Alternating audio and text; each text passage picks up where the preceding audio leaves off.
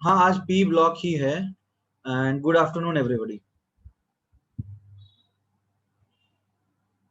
Fine, I hope you can hear me and you can see the screen, right?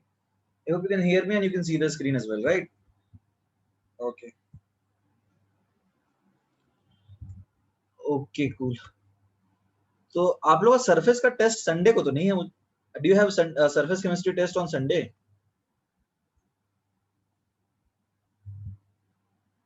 तो notice group में आया तो नहीं है ऐसा कुछ? आया है? नोटिस ग्रुप में नहीं आया है। I haven't seen it.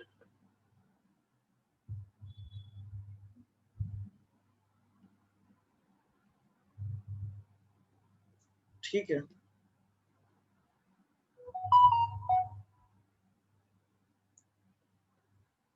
Fine, no issues. Okay, notice late डालते हैं, फाइन। ओके, चलो ठीक है, आगे बढ़ते हैं। पी ब्लॉक में मैंने बोला था आप लोगों की कुछ इंपॉर्टेंट चीजें हैं जो सबसे ज्यादा इंपॉर्टेंट है, वो बोरैक्स है। बोरैक्स, बोरैक्स के बारे में पढ़ा है आपने? देखो, बोरैक्स जैसे बोरॉन के जो कंपाउंड्स होते हैं उनकी मैंने बताया था कि कहानी जो है ना बड़ी अजीब सी है, बड़ी दर्द भरी है, राइट? ये बॉन्ड नहीं बना पाता, इसके पास इलेक्ट्रॉन कम है, तो जहां जाता है बड़ी मशक्कत से स्ट्रगल करके किसी ना किसी तरह के अजीबोगरीब कंपाउंड बनाता है। तो ये तीन कंपाउंड जो हैं, borax, orthoboric acid and borane, ये बड़े इंपॉर्टेंट हो जाते हैं किसी भी एग्जाम के लिए, चाहे आप जेई मेंस की बात करो, एडवांस की बात करो, या फिर नीट दे रहे हो तो नीट की बात करो।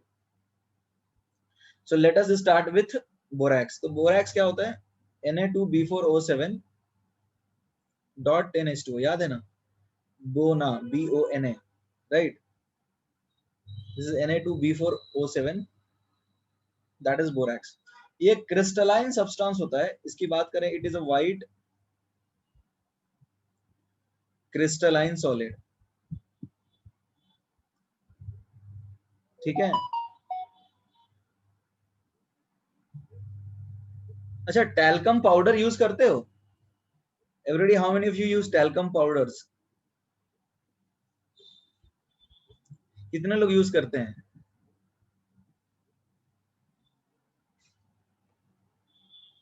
कोई यूज नहीं करता। अरे, पाउडर आता था पहले, प्रोडक्ट्स इस तरह के आते थे ना, फेयरनेस पाउडर। मतलब यदि आपकी स्किन सांवली है तो व्हाइट कलर का मटेरियल लगा लो आगे, तो गोरा लगोगे।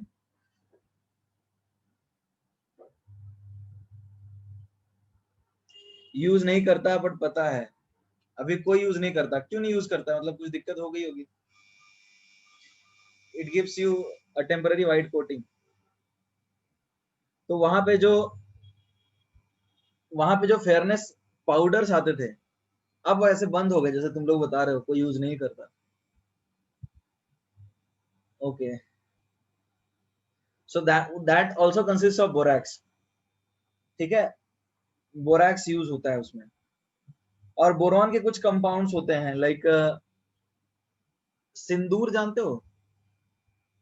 अब ये भी नहीं पता तुम लोगों को?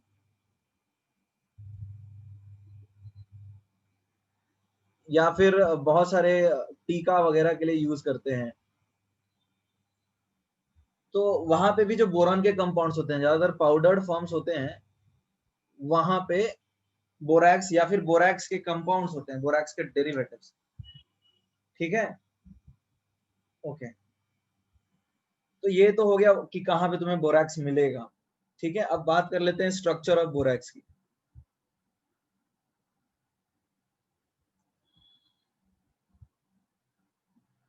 स्ट्रक्चर ऑफ बोरैक्स, देखो ये बड़ा इंपॉर्टेंट टॉपिक है, स्ट्रक्चर ऑफ बोरैक्स। यदि आप लोगों ने पढ़ा है तो बताओ स्ट्रक्चर ऑफ बोरैक्स क्या होगा? Can I scroll little down?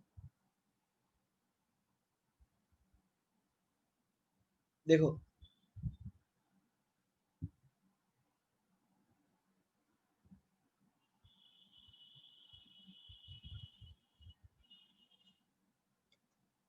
Do you want to write this, should I scroll up? तो इतना ही तो लिखा था मैंने।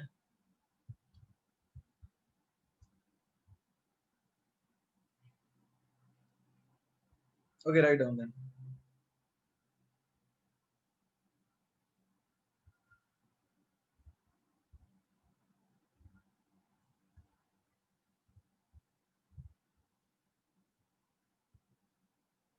रिटर्न एक लाइन ही तो लिखना था।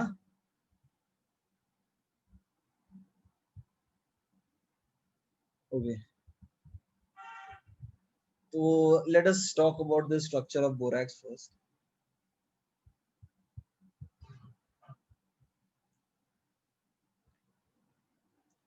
देखो ये है borax, it is tetra nuclear. इसमें जैसे एनसीईआरटी की लाइन है B4O5 OH होल 4 2-, ये है टेट्रा न्यूक्लियर। टेट्रा न्यूक्लियर का मतलब 4 सेंटर्स हैं इसके। क्या लिखा है? टेट्रा न्यूक्लियर मतलब 4, तुम्हें दिख रहे होंगे 4 बोरॉन। ठीक है everybody, everybody is that clear? तो इसमें बताओ sp2 बोरॉन कितने हैं एवरीबॉडी? sp2 बोरॉन जो मैं लिख रहा हूं ना, ये एग्जाम में आया हुआ क्वेश्चन है कि बोरैक्स के स्ट्रक्चर में कितने sp2 बोरॉन होते हैं। तो आंसर क्या है? 2। sp3 बोरॉन कितने हैं? ओके, 2। अच्छा, हाइब्रिडाइजेशन ऑक्सीजन का क्या है? ये जो ऑक्सीजन एटम्स हैं इनका हाइब्रिडाइजेशन क्या है एवरीबॉडी? हाइब्रिडाइजेशन ऑक्सीजन का क्या है? एक्चुअली में आंसर है sp2। एक्चुअली यहाँ पे देखो वेकेंट ऑर्बिटल है, यहाँ खाली ऑर्बिटल है, और यहाँ होता है लोन पेयर। तो यहाँ होगी क्या? यहाँ होगी बॉन्डिंग विल बी बैक, तो इसको बोलते हैं back bonding. Is that clear? यहाँ पे होगी back bonding, bonding will be back, फिर से एक बार bonding, so that's called back bonding. यहाँ होगा ना बैक बॉन्डिंग। तो फिर sp कैसे होना चाहिए? एक लोन पेयर तो फिर भी बचेगा ना, ऑक्सीजन एक से ज्यादा थोड़ी देता है।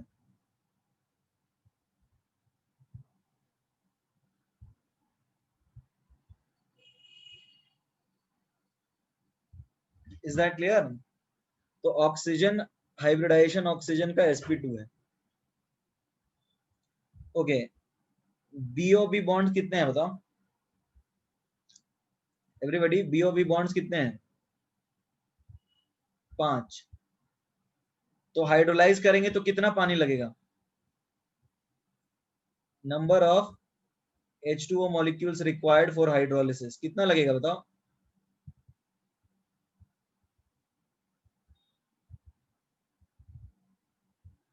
ऑब्वियसली 5 लगेगा,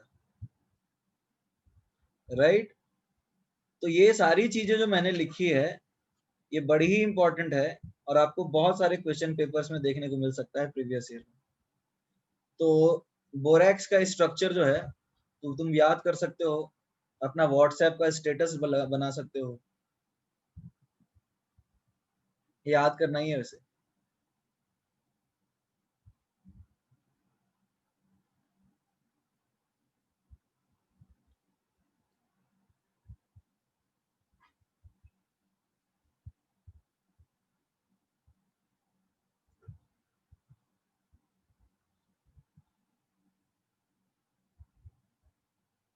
स्ट्रक्चर यदि याद रहेगा तो तुम्हें वो पॉइंट्स भी तो याद हो ही जाएंगे ना।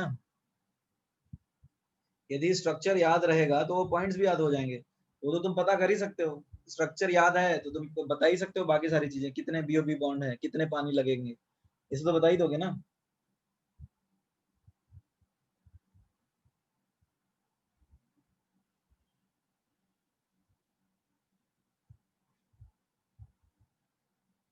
अच्छा एक चीज ध्यान दो, ये बोरॉन को, इसको हम प्लेनर बता सकते हैं क्या everybody? Can we call it planar? ये प्लेनर बता सकते हैं क्या एवरीबॉडी? ये प्लेनर बता सकते हैं ना? टेट्रा न्यूक्लियर मतलब 4 बोरॉन है, 4 न्यूक्लियस है। Can I call it planar? इसको भी प्लेनर बोल सकते हैं, इसको भी प्लेनर बोल सकते हैं। और ये sp3 है तो इनको क्या बोलेंगे? नॉन प्लेनर ना। ये प्लेन में एटम्स नहीं लाई करेंगे, बट ये दोनों प्लेन में लाई करेंगे। Is that clear? sp3 वाले लाइन नहीं करेंगे और sp2 वाले लाइन करेंगे प्लेन। हाँ ये वाला प्लेन में लाई नहीं करेगा, क्योंकि ये sp2 है तो ये प्लेन में लाई करेंगे, और ये दो प्लेन में लाई नहीं करेंगे। ठीक है, मिडिल बीओबी तो sp3 के साथ जुड़ा हुआ है ना। अरे इसका देखो, अच्छा ये, अच्छा इस वाले ऑक्सीजन की हाइब्रिडाइजेशन क्या है एवरीबॉडी बताओ? कथन पटेल ये बताओ, बीच वाले ऑक्सीजन की हाइब्रिडाइजेशन क्या है? sp3। ये बल्ब जल रहा है, ये चमक रहा है, क्योंकि यहां पर तो खाली ऑर्बिटल नहीं है ना। इनका हाइब्रिडाइजेशन sp2 है।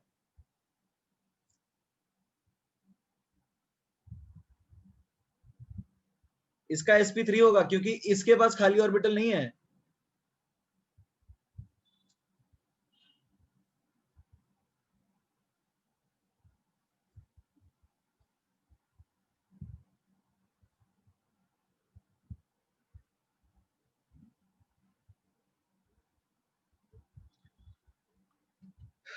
Everybody written? Can I scroll down?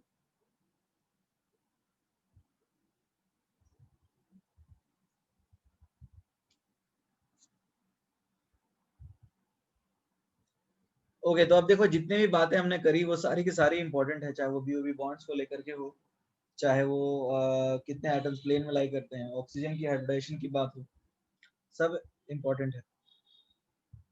Athar वो कह रहा है scroll up.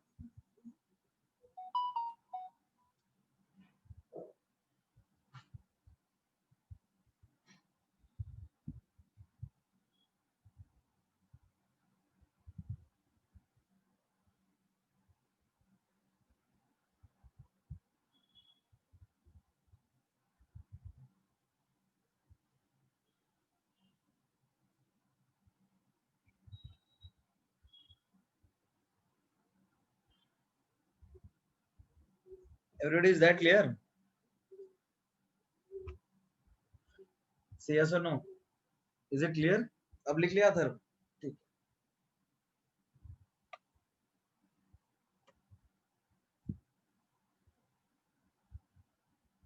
Okay fine.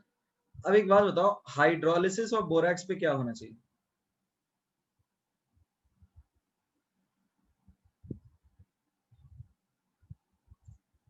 Everybody tell me what will happen upon hydrolysis of borax. यदि हम बोरैक्स का हाइड्रोलिसिस करेंगे तो क्या होगा? तो ये आप बताइए क्या प्रोडक्ट्स बनेंगे? आपको हाइड्रोलिसिस तो बड़ा लंबे से सिखाया था। Late us talk about hydrolysis of borax now.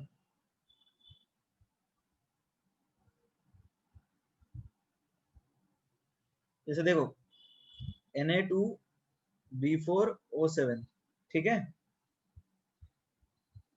इसमें यदि तुम पानी डालते हो, देखो इसमें इसने एनसीईआरटी की बात करो तो वो 7H2O लिखता है।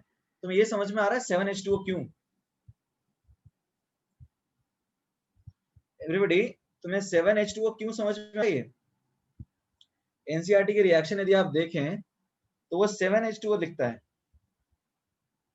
ये समझ में आ रहा है क्यों? अरे क्योंकि ये एक्चुअली में अनायन है। If you talk about, see I will give you two reactions.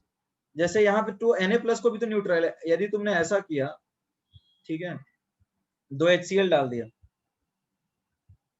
और 5H2O लगेंगे उस केस में, तो तुम्हें मिलेगा 2NaCl प्लस 4H3BO3। उस केस में HCl रिएक्ट करेगा Na+ के साथ, बट यदि देखोगे तो ये एक्चुअली 2Na+ के यूनिट्स भी तो हैं। तो यदि तुम एसिडिक मीडियम में करोगे तो 5 लगेंगे और नॉर्मल 7 लगेंगे। ये समझ में आ रही है बात? ये ज्यादा कुछ नहीं, एनसीईआरटी के रिएक्शन से लिख रहा हूँ।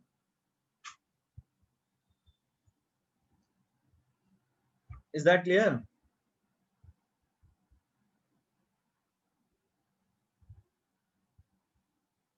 ओके, मैं ये क्या बोल रहा था कि देखो यहाँ पर तुम्हारा जो कंपाउंड था ये है B4O7 2 माइनस, ये B4O7 2 माइनस है। तो ये न्यूट्रल कंपाउंड के हाइड्रोलिसिस में जैसे P4O10 जब हाइड्रोलाइज करेगा तो इसके अंदर 6 POP बॉन्ड होते हैं, तो 6 लगेंगे। बट ये 2 माइनस तुम्हें नहीं लगता है वाटर के 2 मोल आएगा?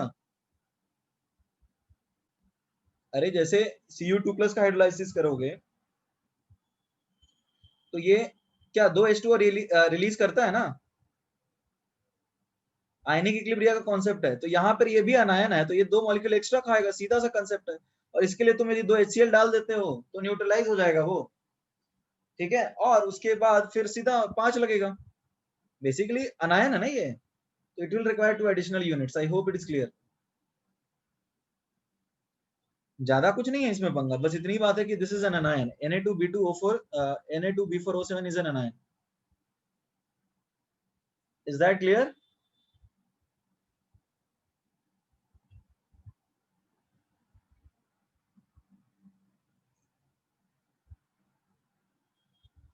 Okay, can I scroll down?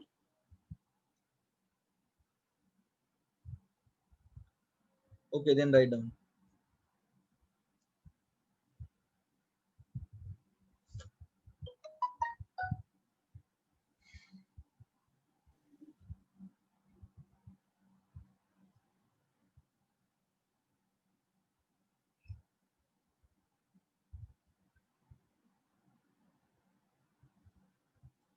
Return now. Okay, fine fine. अब बताओ हाइड्रोलिसिस इन वाटर, HCl नहीं डालेंगे यदि तो हाइड्रोलिसिस करेंगे। शिवम घर है वेट करने को, ठीक है,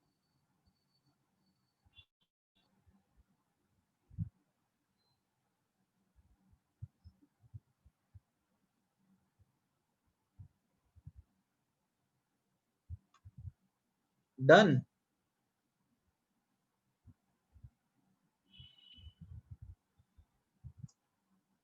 ओके,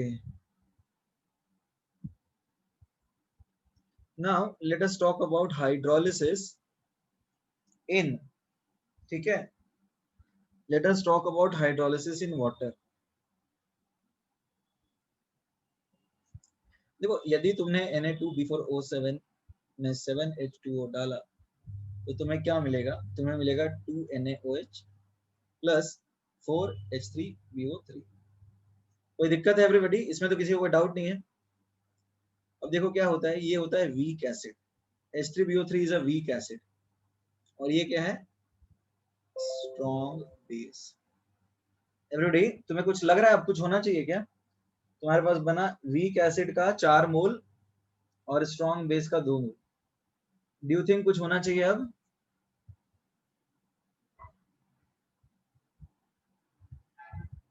ओके, अब ये हाइड्रोलिसिस होगा क्या? एसिड और बेस रिएक्ट कर जाएंगे ना, क्या होना चाहिए बताओ? अरे जैसे मान लो तुम्हारे पास NaOH है और H3BO3 है, तो ये क्या करेगा? एक खाली ऑर्बिटल में OH माइनस अपना लोन पेयर इसको दे देगा, then it will form this complex, right? तो ये बन जाएगा NaBOH होल 4। कोई दिक्कत है?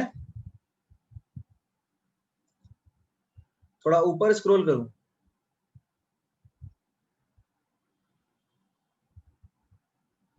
राइट डाउन, क्या लिखना है तुम्हें?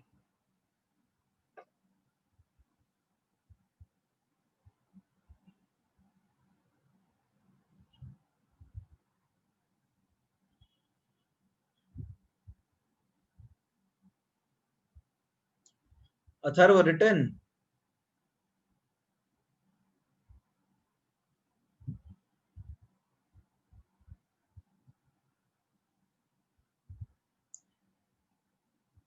अथर्व रिटर्न और not?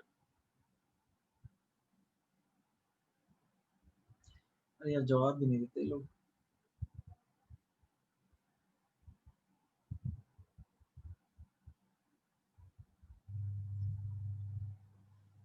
Done.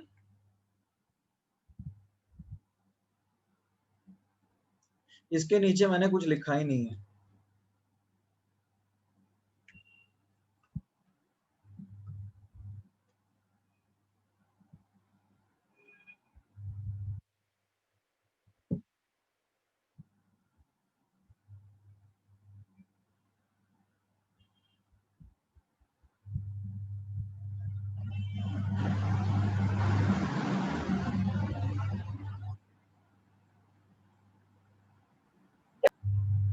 Written everyone?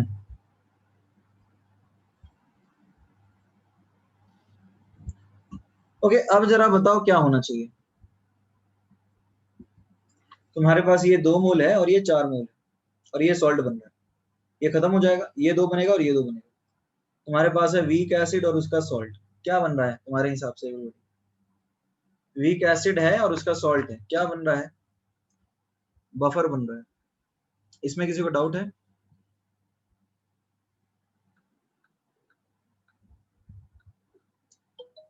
Is that clear everybody? Buffer बन रहा है ना, तो ये बफर कैसा बन रहा है? Acidic. In this case you are getting acidic buffer. तो पीएच क्या आएगा? pKa प्लस log salt by acid, log 2/2 यानी कि pKa। अब पता है pKa, pH जो होगा वो होगा pKa of H3BO3। अब तुम सोचोगे सोल्यूशन एसिडिक होगा एवरीबॉडी, अब तो तुम सोचोगे कि सोल्यूशन एसिडिक होगा, बट एनसीईआरटी ने लाइन एक लिखी होगी कि पानी में घुलाने के बाद it gives a basic solution. अब ये कुछ बात चमक रही है कि क्यों बेसिक होगा? इसका pKa 9 होता है एवरीबॉडी, इसका pKa पता है क्या होता है? It's pKa is 9। तो अब सोल्यूशन क्या होगा बताओ? इसका pKa 9 है तो सोल्यूशन क्या हो? बेसिक।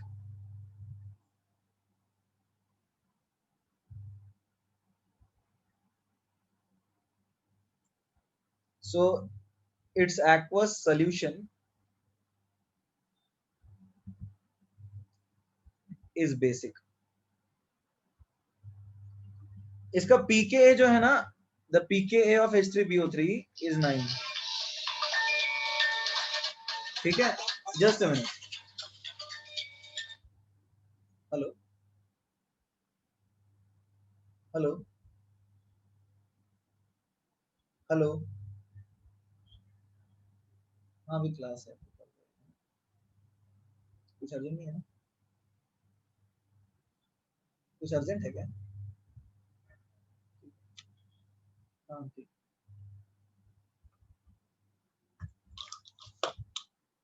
बेसिक इस तरह से आया कि H3BO3 is a weak acid.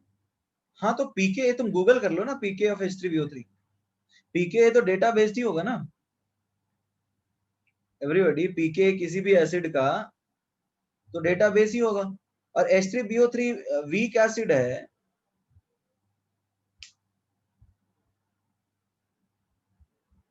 अरे एसिडिक बफर है तो पीएच इसका 9 आ रहा है तो बेसिक होगा। जिस सोल्यूशन का पीएच 9 है तो बेसिक होगा ना। अच्छा, एसिडिक बफर में मैंने हमेशा कभी बताया है कि सोल्यूशन हमेशा एसिडिक होगा? एसिडिक बफर में हमने ऐसा कभी बात किया था कि सोल्यूशन हमेशा एसिडिक होगा? मान लो तुम्हारे पास एक बफर है NaH2PO4 एंड Na2HPO4, तो इसको तुम क्या बोलोगे? एसिडिक बफर बोलोगे? अच्छा, NaH2PO4 है प्लस Na3PO4, तो ये भी दोनों एसिडिक बफर है, ये क्या एसिडिक होंगे एवरीबॉडी? ये दोनों एसिडिक बफर है, क्या एसिडिक होंगे? गूगल करो pKa क्या होता है, pKa 3 ऑफ H3PO3, देखो क्या होता है।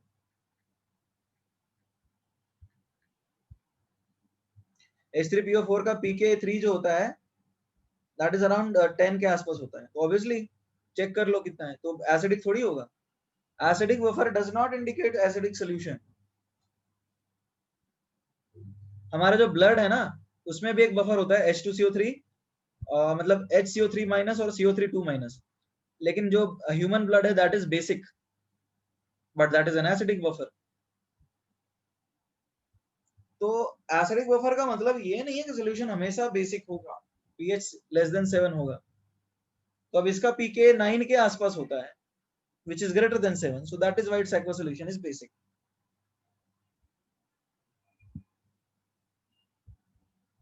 Are we clear everybody? ऐसा क्यों होता है, मतलब क्या पूछना चाह रहे हो कि ऐसा क्यों होता है? pK 9 है इसलिए बेसिक होता है।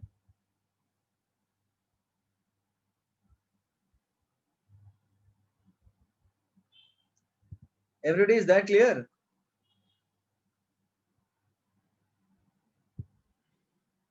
हाँ वो तो मैं बता ही रहा हूँ, pK H3BO3 का pK 1 की बात करेंगे, 9 के आसपास होता है। आगे बढ़ सकते हैं everybody?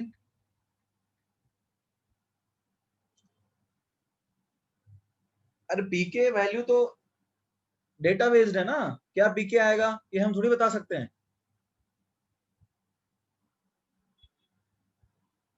H3BO3 is a weak acid. अरे तुम ऐसे भी सोच सकते हो ना कि वीक एसिड और स्ट्रॉन्ग बेस का सॉल्ट बफर ही बनता है, बेसिक ही होता है, बट यहाँ पर एसिड बचा रहेगा तो एसिडिक बफर है। बट मेन रीजन तो यही है कि एसिडिक बफर होने के बावजूद भी ये बेसिक इसलिए होता है क्योंकि इसका पीके 9 होता है, क्या उससे बड़ा होता है। Can we move now?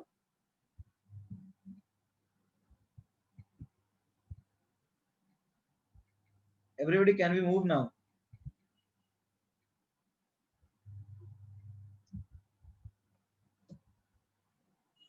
Okay,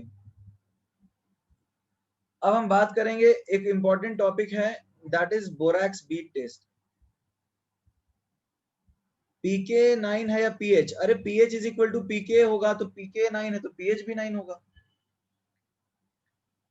अरे हाफ इक्विवेलेंस पॉइंट पे एसिडिक बफर का पीएच पीके होता है। Is that clear?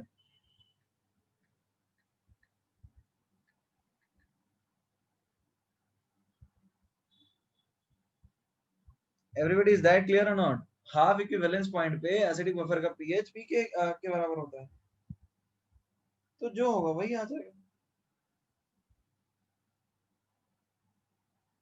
Can we proceed now? Okay, अब हम बात कर लेते हैं बोरैक्स बीट टेस्ट की।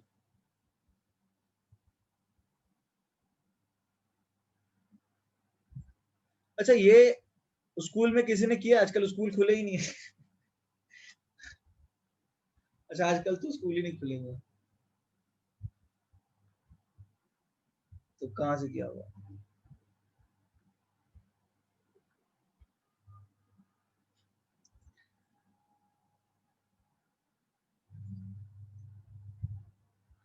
हाँ।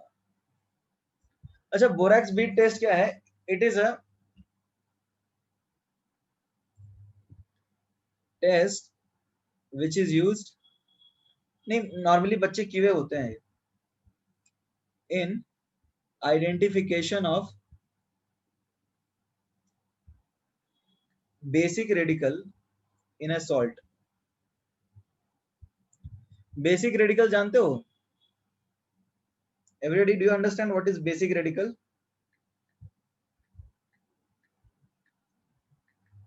Everybody please respond in the chat box. Basic radical क्या है? The radical which is obtained from a base, जैसे NaCl है तो Na प्लस आ रहा है NaOH से, और Cl माइनस आ रहा है HCl से। तो जो एसिड से आए नॉर्मली अनायन, उसको एसिडिक रेडिकल बोलते हैं, और जो बेस से आए कटायन, उसको हम क्या बोलते हैं? Acidic radical, sorry basic radical.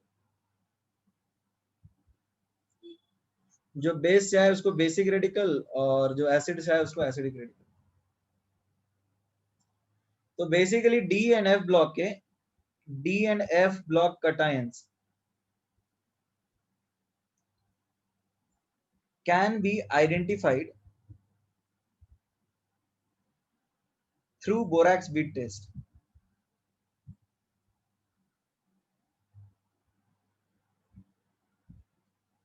अब देखो आइडेंटिफिकेशन का मतलब क्या होता है, एक टॉपिक आएगा जो हम लोग पढ़ेंगे, that is called qualitative salt analysis. Qualitative salt analysis का मतलब ये है कि हमें पता करना है कि कौन सा सॉल्ट है उसमें। ठीक है एवरीबॉडी, क्वालिटेटिव सॉल्ट एनालिसिस का मतलब है कि हमें ये पता करना है कि कौन सा सॉल्ट है। Is that clear? अब सॉल्ट का क्वालिटी का मतलब क्या है, जैसे मान लो तुम बाहर गए और suppose you come across a dog, तो तुम्हें कैसे समझ में आएगा कि ये कुत्ता ही है, कोई और प्राणी नहीं है? कुछ तो विशेषताएं होंगी ना उसकी। Is that clear? तो मतलब एक दिमाग में तुम्हारा एक छवि बन गया कि मतलब इसको कुत्ता बोलते हैं, इसको इंसान बोलते हैं। You have a pattern in your mind, right? So likewise यहाँ पे भी जब हम क्वालिटेटिव सॉल्ट एनालिसिस करेंगे तो सॉल्ट को दो तरह से आइडेंटिफाई करते हैं। एक होता है ड्राई टेस्ट। ड्राई टेस्ट का मतलब है एवरीबॉडी, ड्राई टेस्ट का मतलब ये है कि वो टेस्ट को हम एक्वा सोल्यूशन में नहीं करेंगे। कोई दिक्कत है? एक्वा सोल्यूशन में नहीं करेंगे। जैसे तुम सपोज, हाँ फ्लेम टेस्ट हो जाता है, बहुत सारे टेस्ट होते हैं। जैसे तुम सपोज किचन में जाते हो सपोज, तो तुम कैसे पहचानते हो कि ये नमक ही है और ये हल्दी ही है और ये चीनी ही है? कैसे पता चलता है तुम्हें बिना टेस्ट किए? How do you come to know that? कैसे पता चलता है? कलर से पता चलता है ना। So there are certain properties. ठीक है, कलर हो गया, अरेंजमेंट हो गया, पाउडर्ड है, साइज है, टेस्ट तो नहीं करते हो। ठीक है, तो ये सारी चीजें होती है। तो जो बिना देखे मतलब बिना कोई टेस्ट किए ही समझ में आ जाए उसको बोलते हैं ड्राई टेस्ट। ठीक है, कुछ लोग बोल रहे हैं कि अलग अलग डब्बे में रख के लेबल कर देते हैं कि ये चीनी है, ये वगैरह वगैरह लाइक वाइज। ठीक है,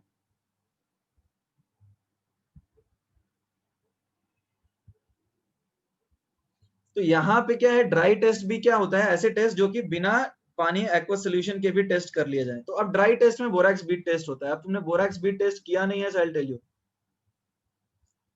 तो अब let's see how borax bead test is done. Borax क्या होता है, बोरैक्स को यदि गर्म करोगे,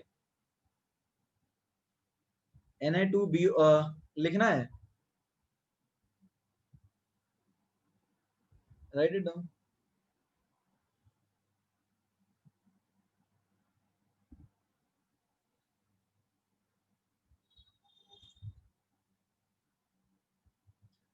गूगल पे दिखाऊं फोटो बोरैक्स बीट टेस्ट का? बोरैक्स दिखता कैसा है? गूगल तो तुम खुद ही कर सकते हो, देख सकते हो। वीडियो चलता थोड़ी है जूम में, वीडियो में आवाज नहीं आती है।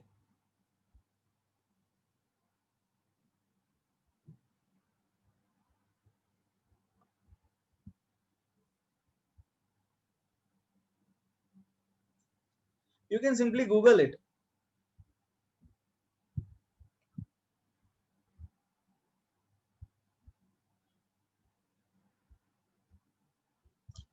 एडवांस शेयरिंग ऑप्शन,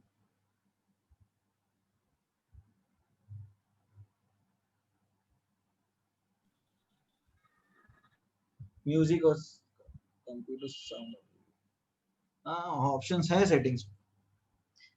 ए चलो अभी क्यों टाइम पास कर रहे हैं यार, मतलब बोरैक्स बीट टेस्ट का फोटो दिखाएं, ये देखें, उसमें 10-15 मिनट ऐसे ही निकल जाएगा। बोरैक्स बीट टेस्ट की, अरे पता है, अरे पहले सुन लो होता क्या है, फोटो वोटो देखना। फोटो देखने की बड़ी इच्छा है तुम्हें, नहीं?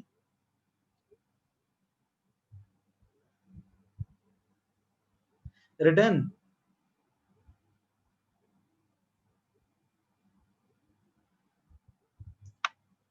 Na2B4O10.10H2O, इसको यदि हीट करते हैं, when it is heated then it produces Na2B4O7। This is called sodium metaborate. इसको सोडियम मेटाबोरेट बोलते हैं। Everybody, do you understand why do we call it metaborate? ये समझ में आ रहा है? अरे इसको मेटाबोरेट क्यों बोलते हैं, समझ में आ रहा है? बिकॉज ये डाइमर है ना बोरेट, हमने पढ़ा था, देखो मेटा, अब ये डाइमराइज करेगा तो क्या बनेगा, देखो डाइमर, इसमें 4 बोरॉन है,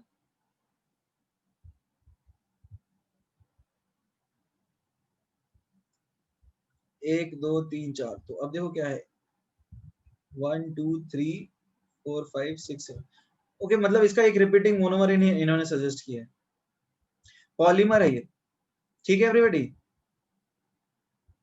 पॉलीमर है ना, मेटाबोरेट, डाइमर बोल रहा था मैं, पॉलीमर है, Meta is used for a polymer, right.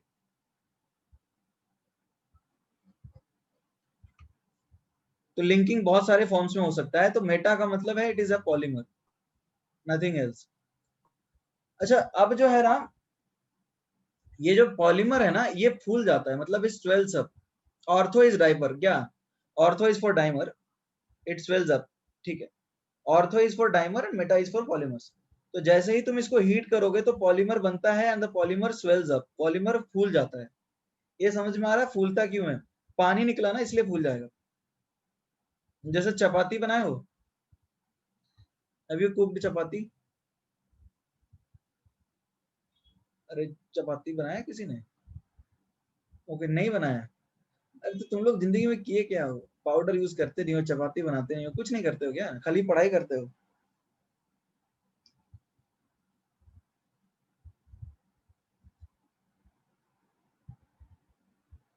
हम्म,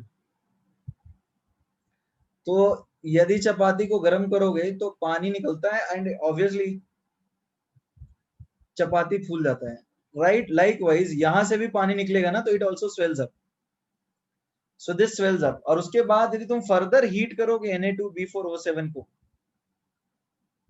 तो फर्दर हीटिंग पे ये बनाता है 2NaBO2 plus B2O3, this is a glassy bead, एक ग्लास कलर का बीड बन जाएगा, बीड। अब इस बीड में कोई ट्रांजिशन एलिमेंट को, दिस इज ग्लासी बीड, इसमें बोरिक एनहाइड्राइड जो इस बीड में, यदि तुम कोई ट्रांजिशन एलिमेंट को लेके आओगे और साथ में हीट करोगे, बीड, बीड क्या होता है, बीड इज समथिंग लाइक, एक प्लैटिनम वायर लेते हैं, let's say this is platinum wire, और उसके एंड पे ये बोरैक्स बीड रहता है, मतलब ये चिपक जाएगा, ये ग्लास कलर का रहेगा, और उसके ऊपर थोड़ा सा मेटल का पाउडर लगा दो इसके ऊपर जस्ट, या मेटल सॉल्ट स्प्रिंकल कर दो, छिड़क दो इसके ऊपर, ठीक है, and bring it near oxidising flame, तो इसको गर्म करेगा तो हीट करने पे रिएक्शन बनता है, ठीक है, CuBO2 होल ट्वाइस, ठीक है, और ये जो बना, लेट से इसको बोलते हैं metaborate, Atharva Shinde is sharing link, अरे गूगल कर ही सकते हो ना, लिंक दिखाऊंगा उसमें आधा घंटा निकल जाएगा, या तो बोलो फिर लास्ट का आधा घंटा में एक वीडियो चला दूंगा मैं।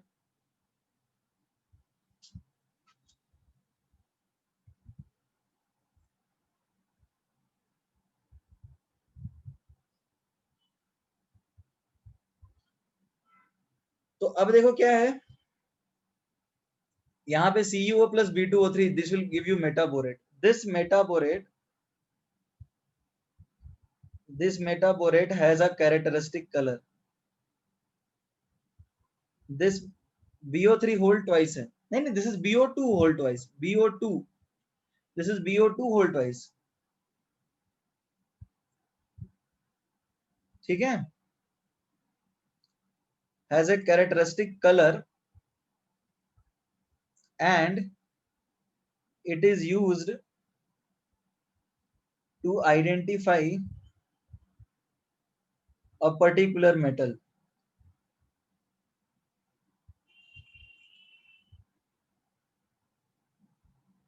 it is used to identify a particular metal, written everyone।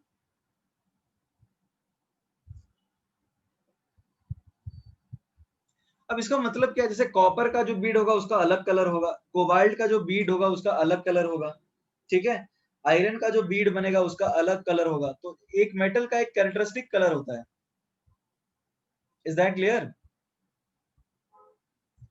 so that color is used to identify the particular metal।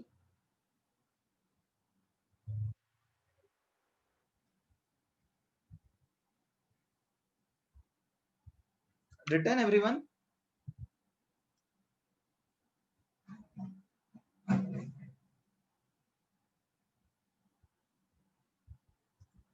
क्या बोलना चाह रहे हो? पॉलीमर कैसे बनाया है? पॉलीमर किसका बना है? पॉलीमर है बोरेट का। अरे हीट करने से ही पॉलीमर बनता है ना।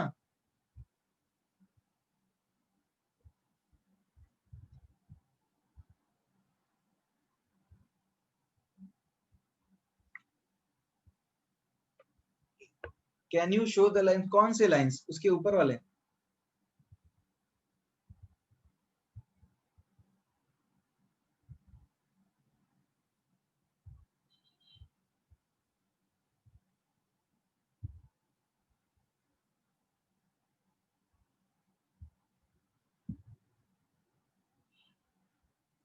ग्लासी बीड को सीयू से रिएक्ट करवाया क्या? हाँ बिल्कुल।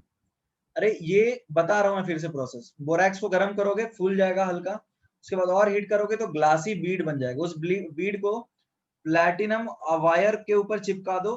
प्लैटिनम वायर इसलिए क्योंकि वो रिएक्ट नहीं करता।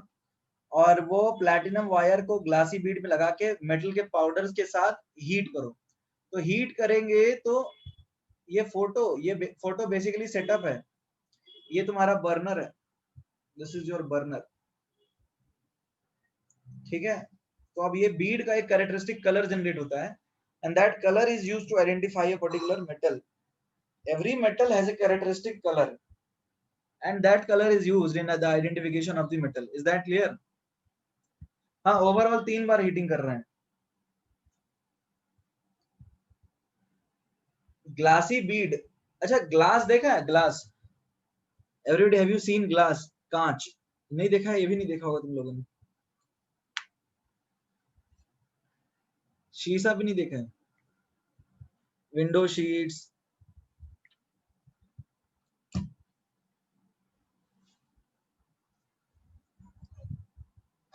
तो इन दैट केस देखो, ट्रांसपेरेंट ग्लास जो होता है ना, उसमें transparency is because of बोरेट्स and जो स्ट्रेंथ होता है that is because of silicates. तो एक मिक्सचर रहता है बोरेट्स और सिलिकेट्स का जो एक डिजायर्ड प्रॉपर्टी जनरेट करते हैं। ठीक है। Transparency is because of borates. Borate और सिलिकेट पॉलीमर होते हैं।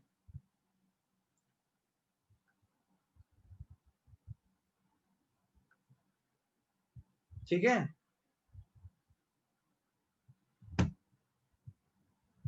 लास्ट 9 नीचे का। तो बोरैक्स का कोई कलर नहीं होता, दैट इज कलरलेस। वो मेटाबोरेट का स्ट्रक्चर है, मैंने बताया कि एक्चुअली में पॉलीमर होता है, उसी का स्ट्रक्चर बनाया है। Metaborate is a polymer and the structure has been drawn for it.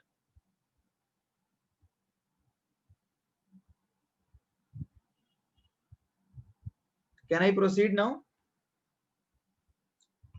अब देखो हर मेटल का अपना एक कलर होता है, जैसे Cu BO2 hold twice, this is a metaborate again.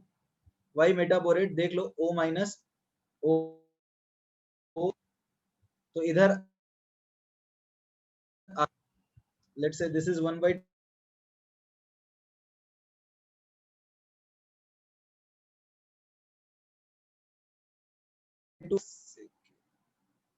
हाँ। तो अब जो इसका फॉर्मूला बना वो बन गया BO2 माइनस, राइट? तो BO2, हाँ अभी थोड़ा लैग कर रहा था, वो मेरा पेन हैंग कर रहा है, इंटरनेट का इशू नहीं है। सो this is a metaborate. Is that clear? दोनों तरफ बॉन्डिंग हो रहा है, इसका मतलब पॉलीमर है ना। Is that clear? मैं फिर से समझा दूं? अरे ये मेटाबोरेट पॉलीमर कैसे है वही समझा रहा हूँ। थोड़ा ऊपर स्क्रॉल करूं, right down then.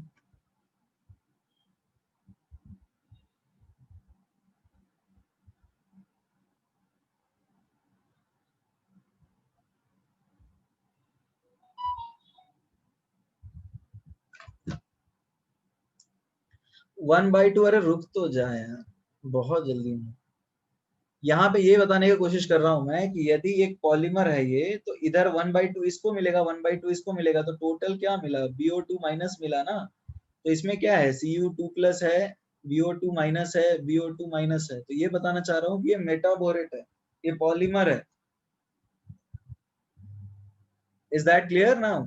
Why am I saying metabolite and why am I saying it is a polymer? Is that clear?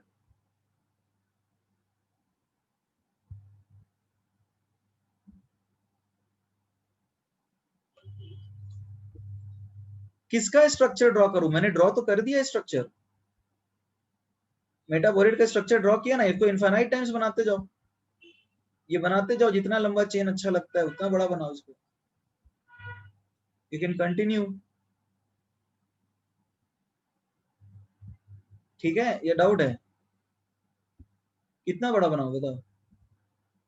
तो इसका आधा इसको मिल रहा है, आधा इसको मिल रहा है, तो इधर BO एक हो गया, so it is BO2 minus.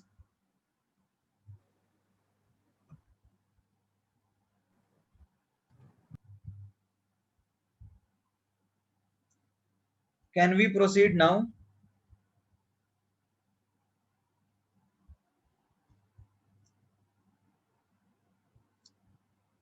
Okay, अब देखो हॉट और कोल्ड में अलग अलग होता है। जैसे बात करें CuBO2 whole twice, so this is green in hot, अभी भी नहीं लिखा है,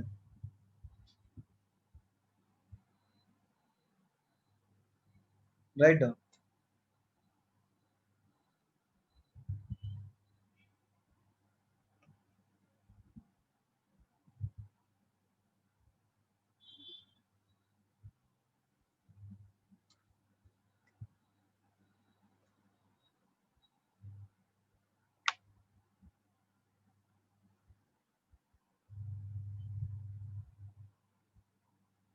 this is green in hot and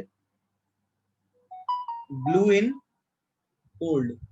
ये एक कलर है जो आपको याद रखना है कि इसको गर्म करो, हॉट स्टेट में इसका कलर होता है ग्रीन और ब्लू स्टेट में इसका कलर होता है कोल्ड। ये याद रहेगा एवरीबॉडी? ये याद रहेगा, green in hot and blue in cold. इसके लिए अपने पास एक अच्छा सा निमोनिक है। निमोनिक है क्या? Hot girls and cool boys, सही है।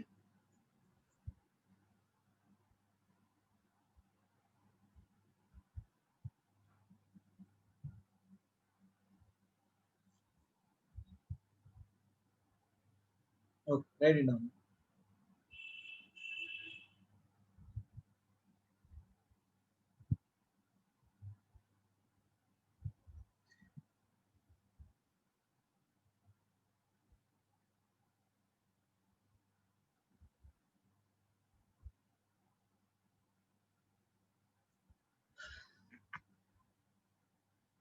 कोबाल्ट के जो बोरेट्स होते हैं ना, दे आर ब्लू इन, ये हमेशा ब्लू होता है in cold as well as hot.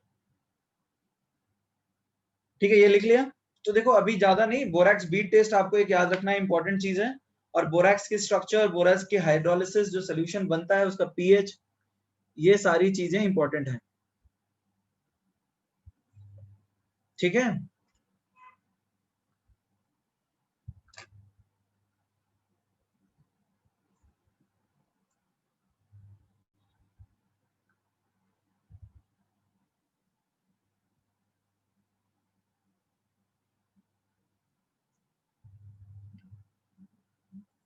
COBO2 का भी कलर याद रख सकते हो, बट ये तो याद है ना, दोनों स्टेट में ब्लू ही होता है।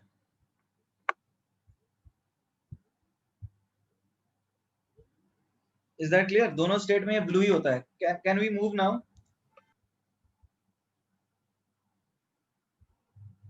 Everybody can we move now?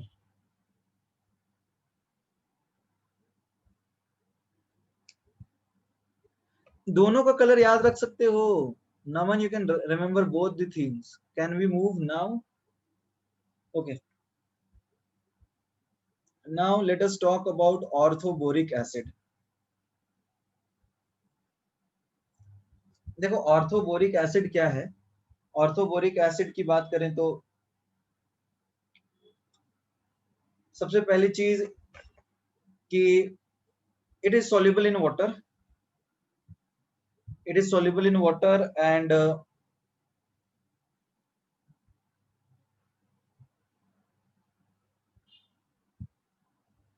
पानी में घुल जाता है, and it is a white crystalline solid।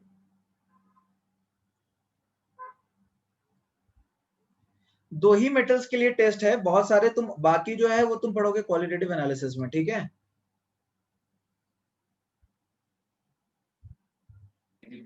ठीक है, इसकी जो सॉल्युबिलिटी है वो एनसीईआरटी के हिसाब से है कि highly soluble in hot water,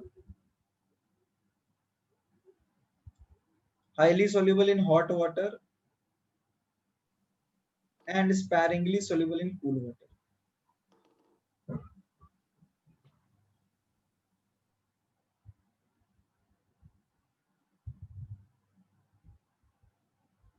ठीक है everybody,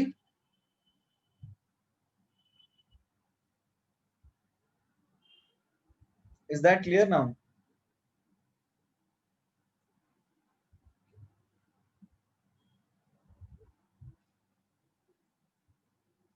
okay,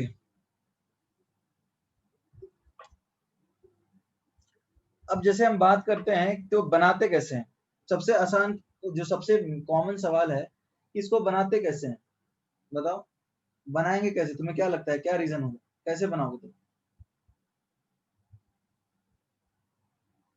everybody, sparingly soluble मतलब कम घुलेगा, स्पैरिंगली सॉल्युबल मतलब it is less soluble in water, is that clear?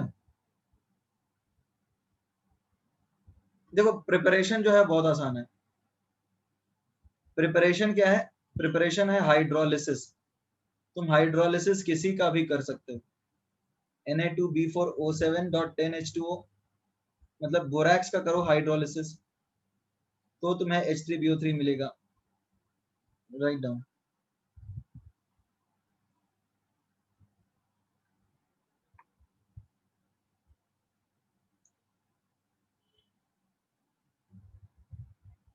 Return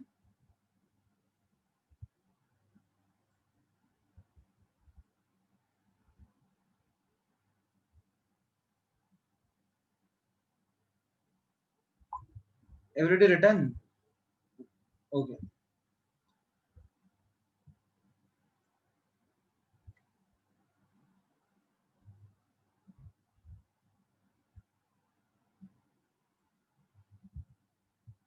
fine. तो अब देखो क्या है, BF3 का हाइड्रोलिसिस करोगे, BCl3 का हाइड्रोलिसिस करोगे, BI3 का हाइड्रोलिसिस करोगे, BBr3 का हाइड्रोलिसिस करोगे,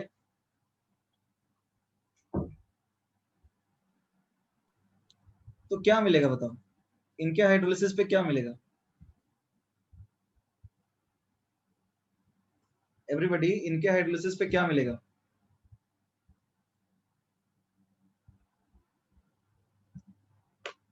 बताओ, H3BO3 मिलेगा ना, इज दैट क्लियर और not?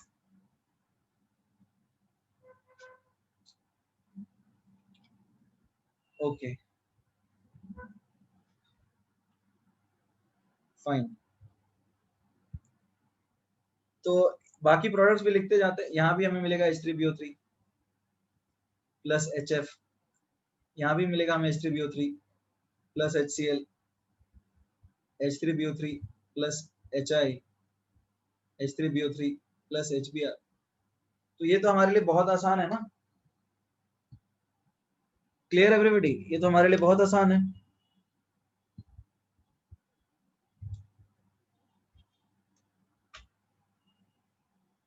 Clear, okay fine, moving ahead, कुछ खास बात लिख लो पहले, राइट इट डाउन।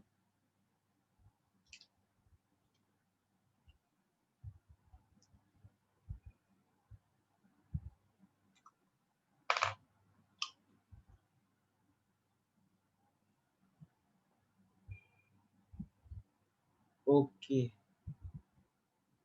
फाइन, अच्छा यहाँ पे H3BO3 जो हाइड्रोजन बॉन्डिंग शो करता है ना, वो थोड़ा अजीब सा है, मतलब ये एक स्पेशल केस है, ठीक है।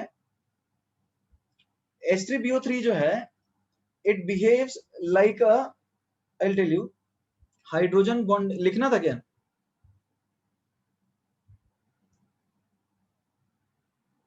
Write it down.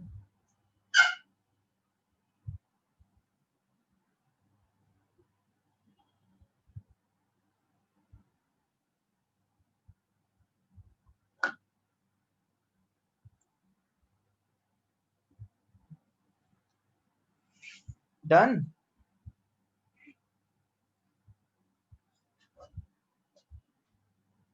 Okay, hydrogen bonding की बात करते हैं, किसके अंदर? हाइड्रोजन बॉन्डिंग की बात करते हैं। देखो H3BO3 को एक फायदा मिलता है। हाइड्रोजन बॉन्डिंग आपको याद है, हाइड्रोजन बॉन्डिंग के लिए एक कंडीशन होती थी कि एटम्स प्लेन में लाई करने चाहिए। ये याद आ रहा है एवरीबॉडी? हाइड्रोजन बॉन्डिंग के लिए एक कंडीशन होती थी कि एटम्स प्लेन में या फिर लाइन में लाई करने चाहिए। जैसे तुम्हें याद है HF का जो स्ट्रक्चर होता है उसमें F बीच में नहीं आ सकता है, H बीच में आता था। ये जो शेप होता है इसमें हमेशा H बीच में आता था। ये स्ट्रक्चर याद आ रहा है? इसका रीजन ये है कि एस ऑर्बिटल एक तो सिमेट्रिकल है, तो एक स्ट्रेट लाइन में ही बॉन्ड बना सकता है। दूसरा, इसके पास बहुत सारे लोन पेयर्स होते हैं, 3-3 लोन पेयर, तो ये यदि बगल में रहेंगे तो बहुत ज्यादा रिपल्सिव इंटरेक्शन हो जाएगा। ठीक है, इतना ही नहीं, तो यहाँ पे हाइड्रोजन एटम लाई करना चाहिए बीच में।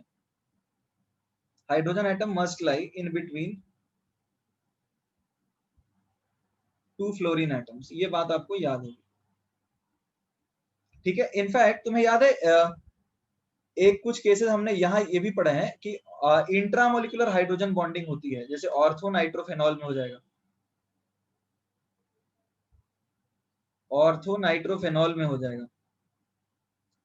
तो यहाँ पे कितने मेंबर की रिंग बन रही है? 3 4 सॉरी 5 6, बट ये भी ऑलमोस्ट प्लेन में ही है, राइट? तो ये प्लेन में ही कर सकते हैं, तो ये इंट्रामोलिकुलर हाइड्रोजन बॉन्डिंग हो जाएगा।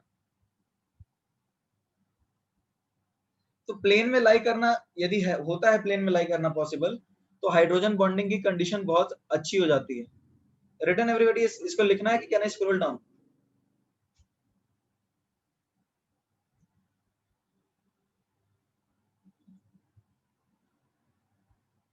वेट, ठीक है, write it down.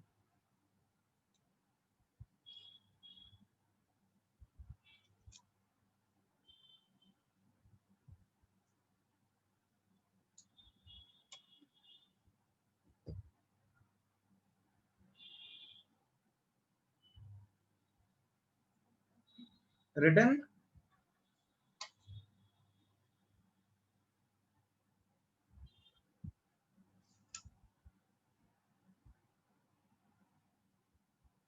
okay, can I scroll down now?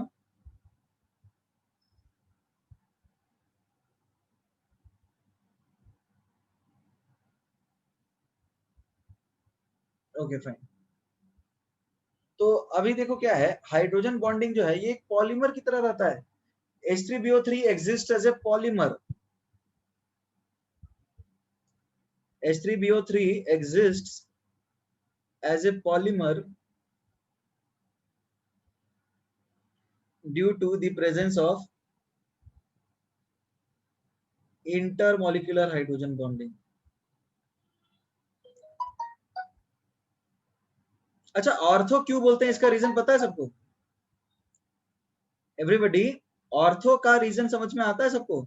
Ortho जैसे, अरे ऑर्थो डाइमर के लिए नहीं बोलते हैं, ऑर्थो उसके लिए यूज करते हैं जो कि नेचुरली अकरिंग पॉलीमर्स हैं। ये बात समझ में आ रहा है? जो नेचुरली अकरिंग पॉलीमर्स होते हैं ना, उनके लिए ऑर्थो यूज करते हैं। जैसे orthoboric acid, borates naturally occurring polymer है। Ortho silicic acid, silicate naturally occurring polymer है, राइट? फिर orthophosphoric acid H3PO4, phosphates animal bone में पाए जाते हैं। तो जो नेचुरली अकरिंग पॉलीमर्स होते हैं उनके रिपीटिंग यूनिट्स जो होते हैं ना, उनके ऑक्सो एसिड्स में लगाते हैं ऑर्थो।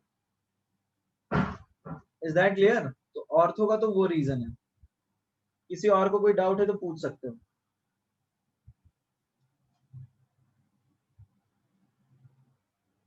फाइन।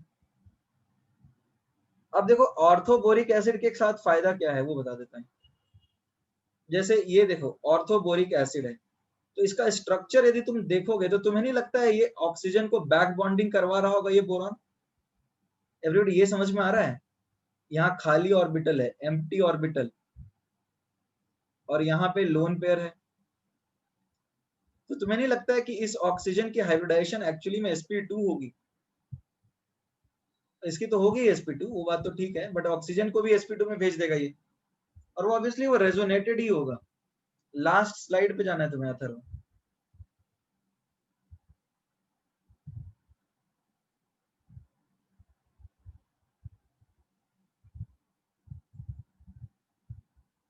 और पीछे जाऊं क्या?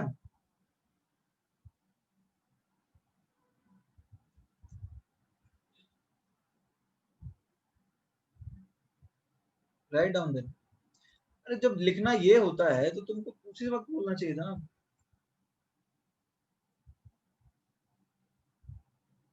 प्लेनर होगा वो।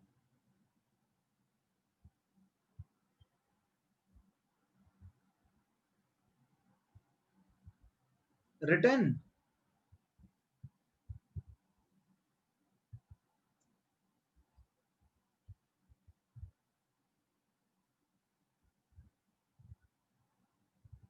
Can I scroll down? तो अब ये देखो H3BO3 प्लेनर है, कोई दिक्कत है इसमें किसी को? एवरीबॉडी H3BO3 प्लेनर है, ये बात आप समझ पा रहे हैं या नहीं समझ पा रहे? समझ पा रहे हैं? तो उस केस में जब ये स्ट्रक्चर इसका प्लेनर है, तो अब तुम्हें नहीं लगता है कि ये तीनों सेम प्लेन में आ जाएगा? जैसे अब देखो ये तो प्लेन होगा कुछ इस तरह का। तो अब एक पॉसिबिलिटी क्या बन रही है यहाँ पे कि ये बहुत अच्छा हाइड्रोजन बॉन्डिंग कर सकता है। Everybody is that clear? ये बड़ी तगड़ी हाइड्रोजन बॉन्डिंग शो कर सकता है। Write down. जब तुम लोग लिख नहीं पाते हो तो फिर बोलते क्यों हो कि लिख लिया? हाँ बोल देते हो, फिर स्क्रॉल डाउन पूछता हूँ तो।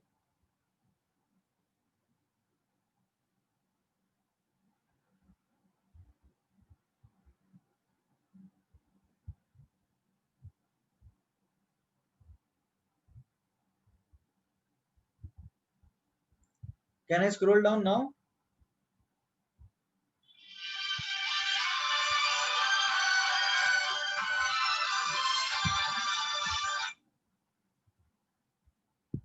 ओके। तो अब देखो क्या है,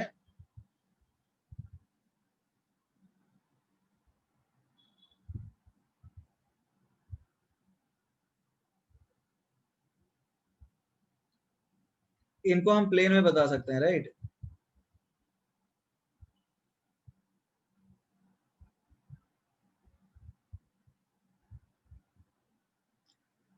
तो अब ये प्लेन में रहेंगे तो ये ऑक्सीजन इसके साथ हाइड्रोजन बॉन्डिंग शो करेगा, ये इसके साथ शो करेगा, ये इसके साथ शो करेगा। तो एक्चुअली में होता क्या है, ये एक साइक्लिक पॉलीमर के फॉर्म में बन जाता है। रीजन क्या है? It exist as a cyclic polymer. Red शायद उतना अच्छा दिख नहीं रहा होगा, right? It exist as a cyclic polymer due to, क्या रीजन है यहाँ पे? Intermolecular hydrogen bonding.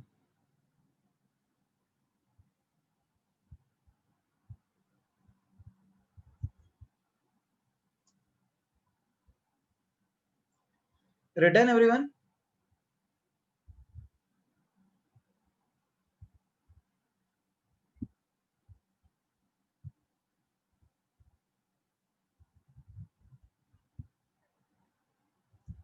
Okay then write it down.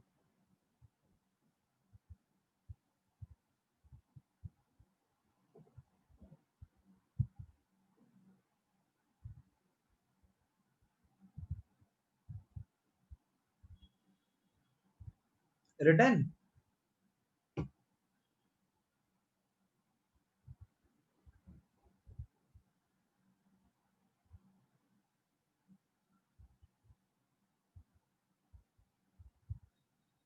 Okay.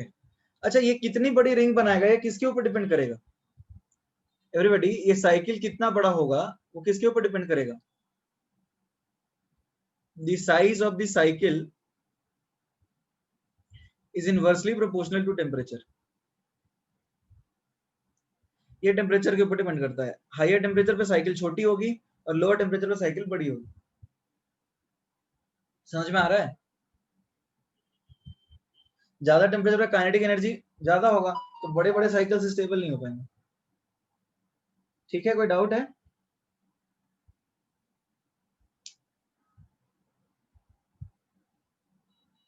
Return everyone. Last. Right.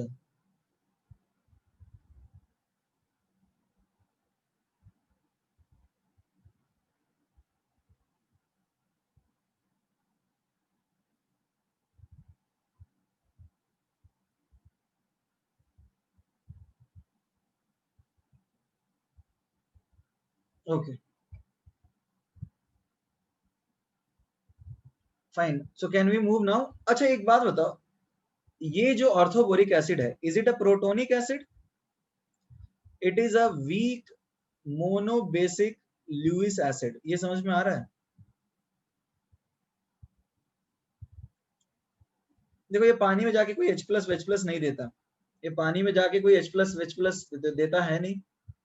ये करता क्या है, ये BOH होल थ्राइस को तुम पानी में डालोगे, वाटर का अपना एक इक्विलिब्रिया होता है जिसमें ये H प्लस और OH माइनस देता है, ये OH माइनस को रख लेता है और बना देता है BOH whole 4 minus.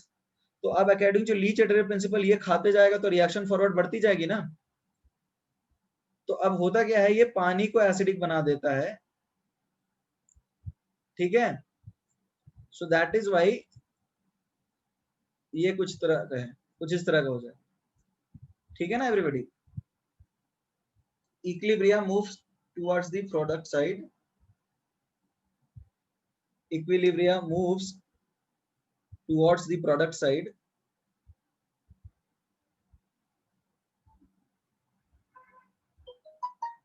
because BOH whole thrice consumes OH minus, खा ही जाता है सीधा, जिसके कारण सोल्यूशन एसिडिक हो जाता है। देखो कुछ लोग होते हैं जो खुद लड़ते हैं और कुछ लोग होते हैं जो खुद नहीं लड़ते हैं, बट उनके लड़ने से लड़ाई ज्यादा होती है। ऐसे लोग से मिले हो?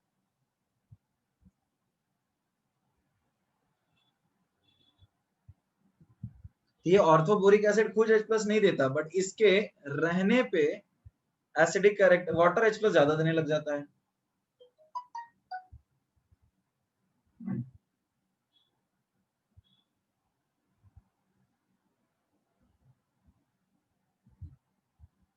तो ये एक प्रोटोनिक एसिड नहीं है।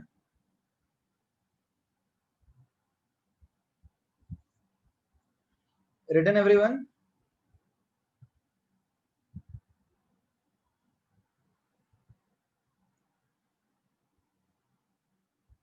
मतलब ये है कि H प्लस खुद का नहीं देता।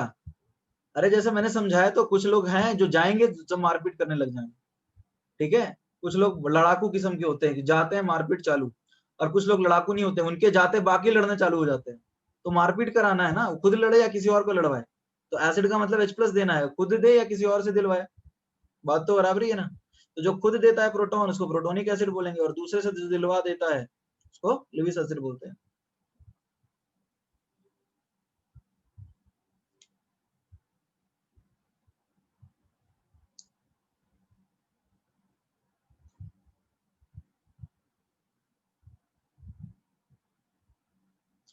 अरे इलेक्ट्रॉन विदड्रॉइंग ग्रुप तो एसिडिक या बेसिक कैरेक्टर बढ़ाता है या कम करता है ना।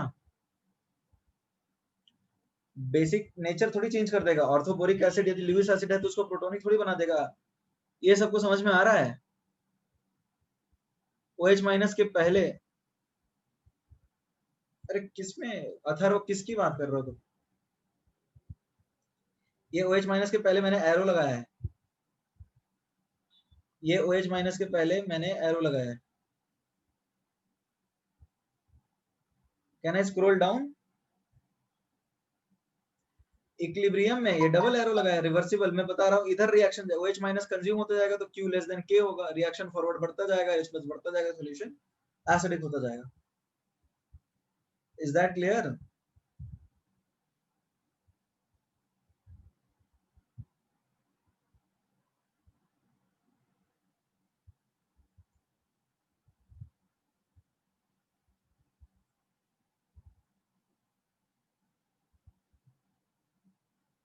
इक्विलिब्रियम मूव्स BOH, पूछना क्या चाह रहे हो Atharva?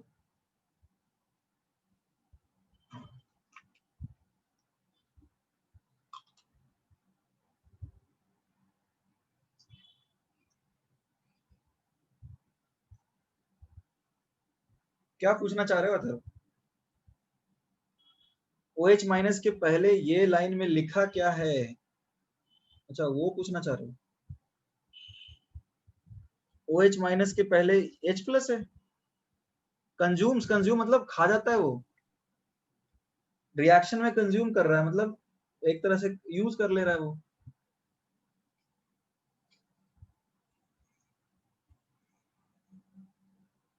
Is that clear?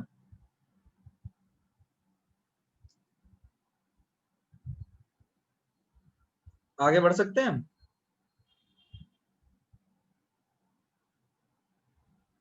Equilibrium में BOH3, आगे आपने OH4 लिखा है। अरे भाई यहाँ पे OH4 होगा ना एवरीबॉडी। ये OH4 कैसे आया? Is that clear to you?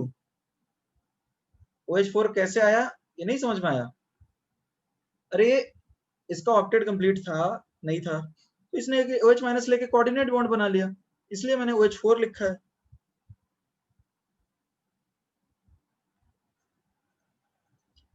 Is that clear? पर नीचे यहाँ भी तो OH4 ही लिखा है। अच्छा ये बोल रहे हो क्या? ये यहाँ BOH3 क्या? यहाँ ठीक, हाँ नहीं वो तो ठीक है, वहाँ OH3 होगा। Can I move now?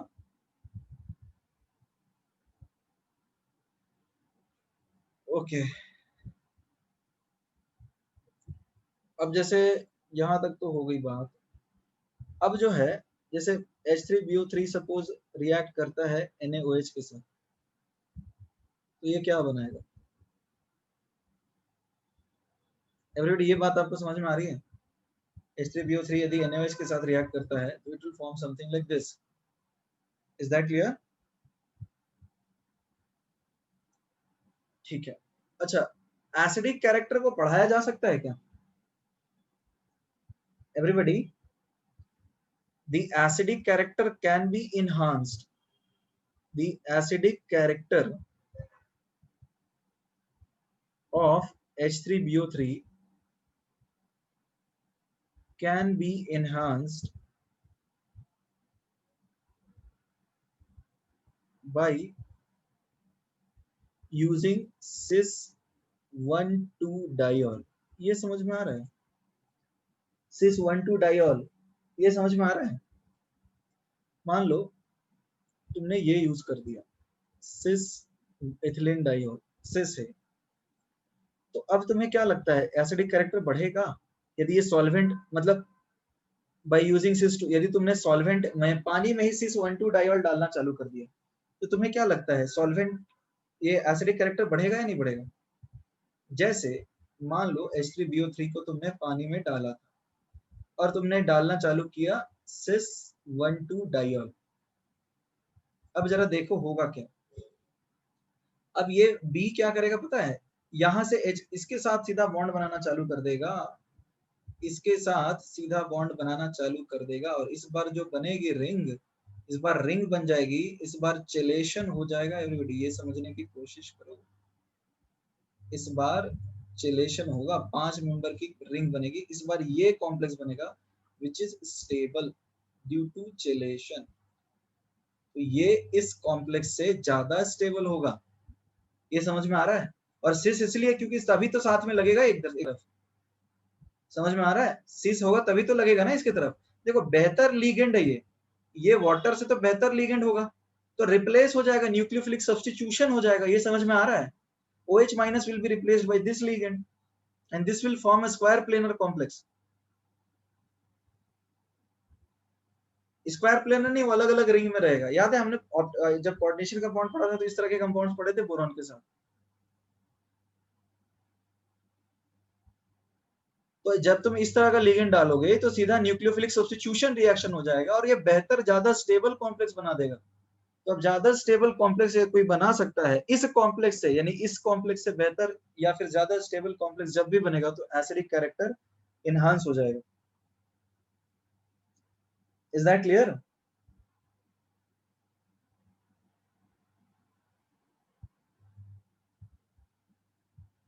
ये कंपाउंड न्यूट्रल ही है, पानी में तो न्यूट्रल ही होगा ना एवरीबॉडी, पानी में तो न्यूट्रल ही होगा ना ये। पानी में कोई चार्ज पार्टिकल तो ऐड किया नहीं है, तो न्यूट्रल ही होना चाहिए। एवरीबडी इज दैट क्लियर और नॉट? ये न्यूट्रल कैसे है, ये आप समझ पा रहे हैं?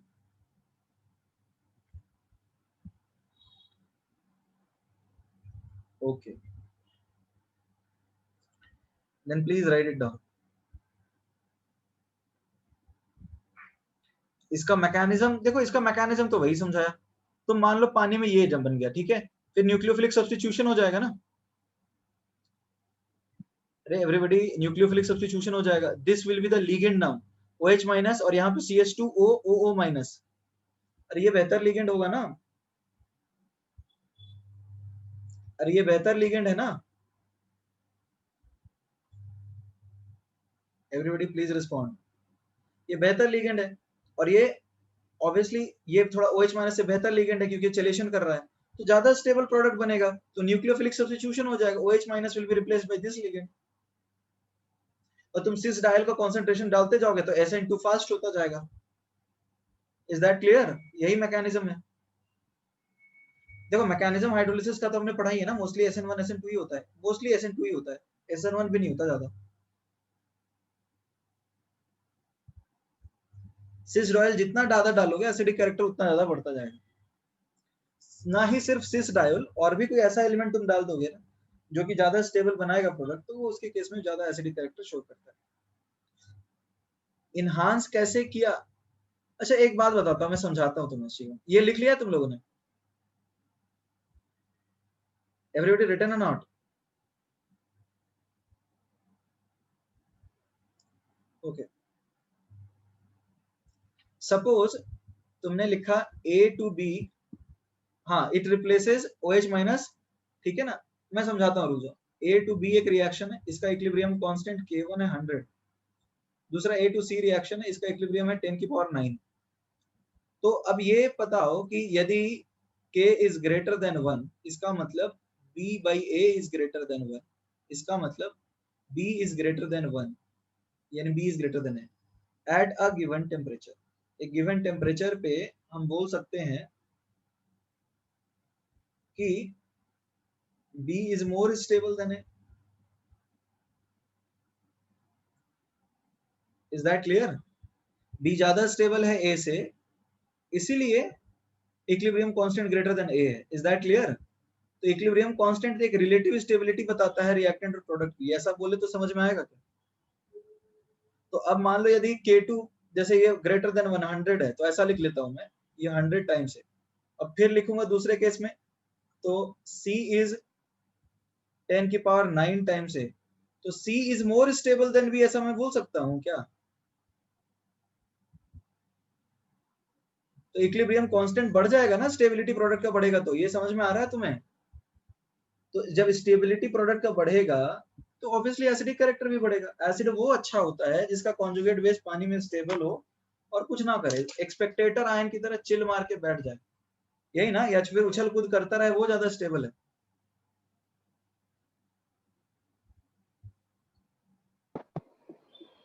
और किसी को डाउट है?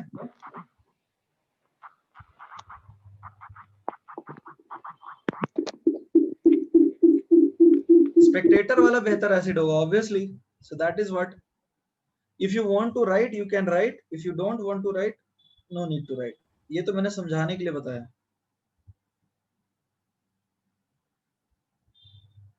इको, आवाज नहीं आ रही सही से?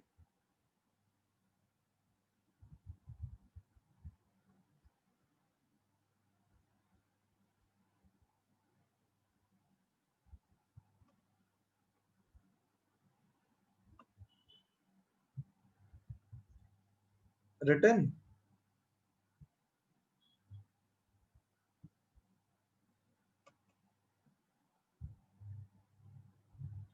स्क्रॉल डाउन कर तो दिया मैंने, scroll down.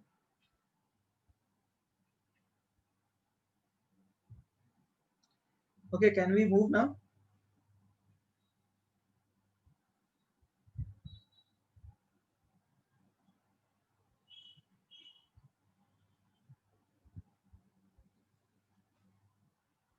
Everybody, can we move now? ठीक है,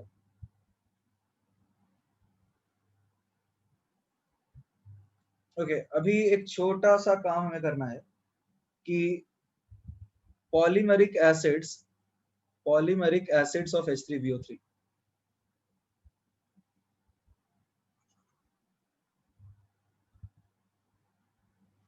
देखो H3BO3 बहुत सारे पॉलीमेरिक एसिड्स भी बना सकता है, जैसे ये OH इस तरह से कुछ है।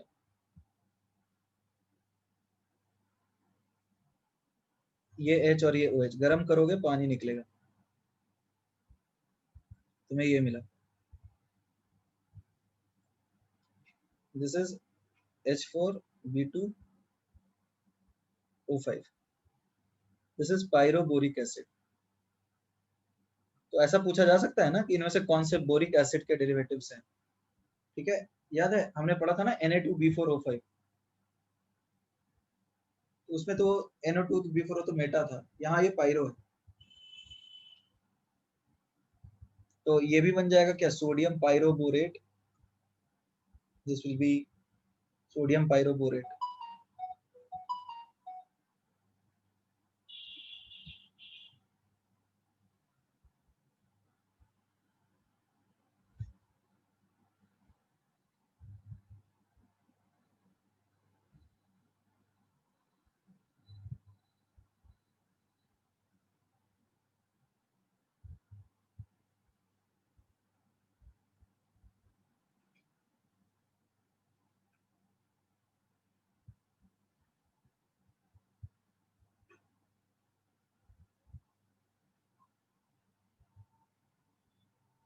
डन।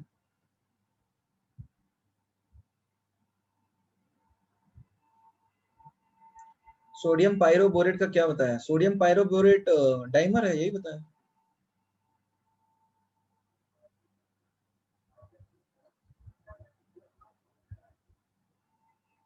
डन, आगे बढ़ सकते हैं।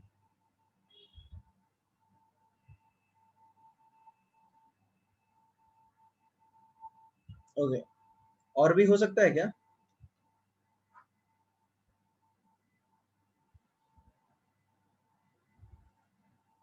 दोनों तरफ से पॉलीमराइज करें। ओके, वेट करो।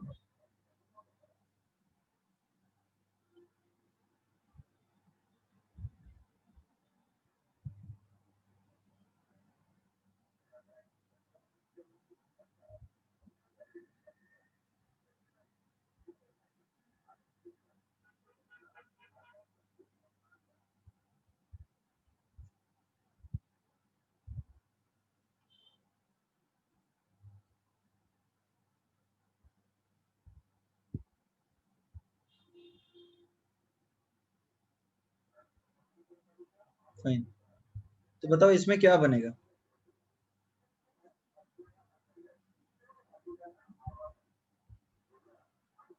OH H, इधर से OH, इधर से H, इधर से OH। इसको हीट करेंगे तो पानी निकलेगा। BOH, इधर O, ठीक है, O लें, तो ये आएगा HBO2। तो HBO2 को क्या बोलेंगे बताओ।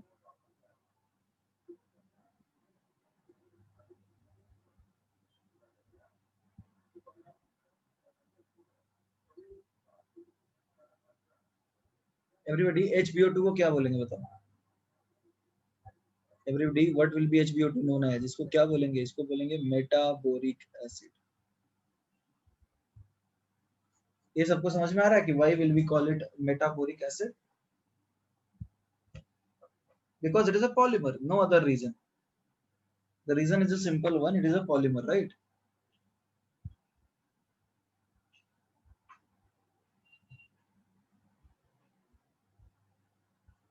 Fine, can we move now? इसको लिख लीजिए।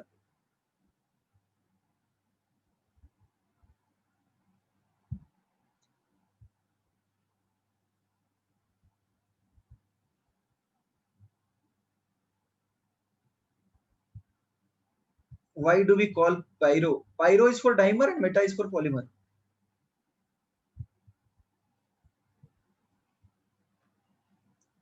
अरे ये तो आसान चीज है। अच्छा, इसको फिर हीट करोगे तो क्या होगा बताओ। एवरीबॉडी, इसको फिर हीट करोगे तो क्या करेगा। एवरीबॉडी, यदि तुमने HBO2 को हीट किया तो क्या मिलेगा तुम्हें। तुम्हें मिलेगा B2O3। This is called boric anhydride. Pyro, अरे pyro is for dimer, ortho is for naturally occurring monomer of those compounds which form polymers.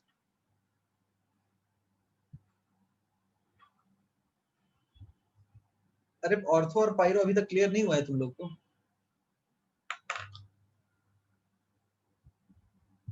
ये तो बेसिक चीज है, मतलब हम लोग केमिकल बॉन्डिंग में पढ़े थे। Scroll up.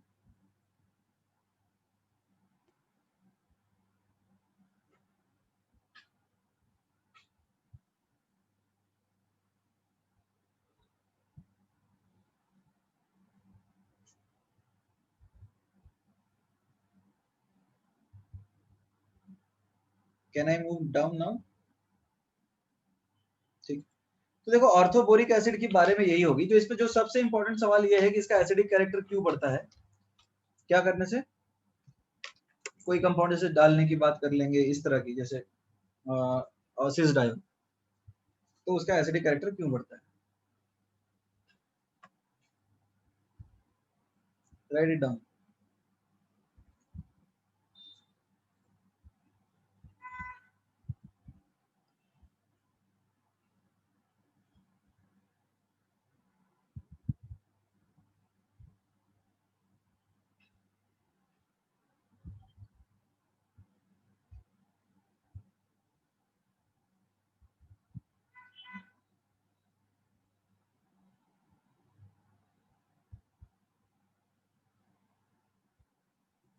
Done, everybody done?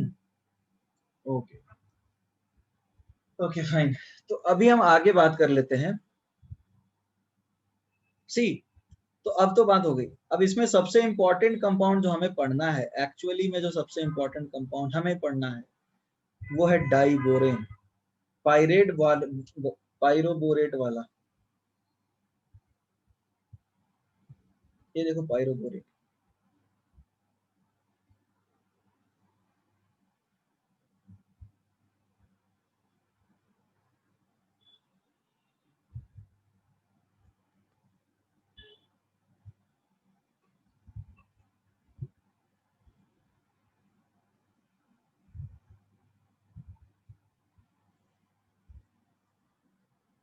Done.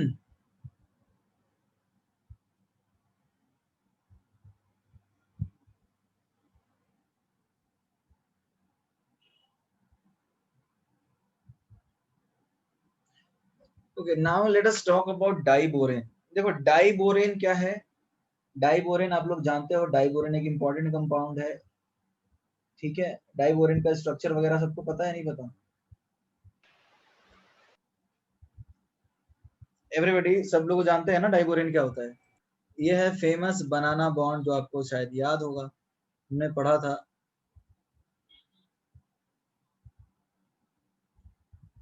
This is the famous banana bond, right? तो कुछ इस तरह का हो जाएगा ये, 3 सेंटर 2 इलेक्ट्रॉन ले आकर है। तो ये इन दोनों के बीच में जो एक्चुअल रेजोनेटिंग फॉर्म होता है इसका, जिसको हम बोलते हैं रेजोनेंस हाइब्रिड,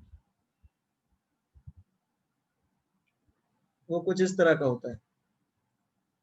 ठीक है, तो ऐसा लगेगा कि ये वाला जो है ऐसे ऐसे घूम रहा है, तो केला बन जाएगा, राइट? ये ऐसे ऐसे घूमेगा, right? Can you see the cursor? Everybody can you see the cursor? ये ऐसे ऐसे घूमेगा, तो ये ऊपर एक केला बनेगा और एक नीचे केला बनेगा। सो this is called 3 centre 2 electron bond.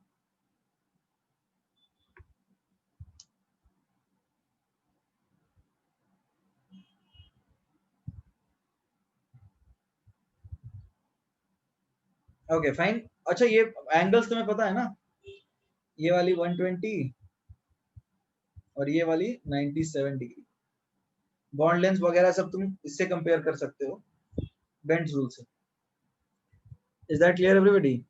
Bond angle वगैरह बेंट्स रूल से आप कंपेयर कर सकते हैं। Clear?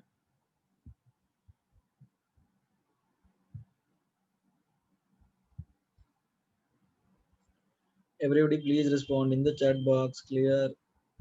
Do you want to write this? I hope you already know this.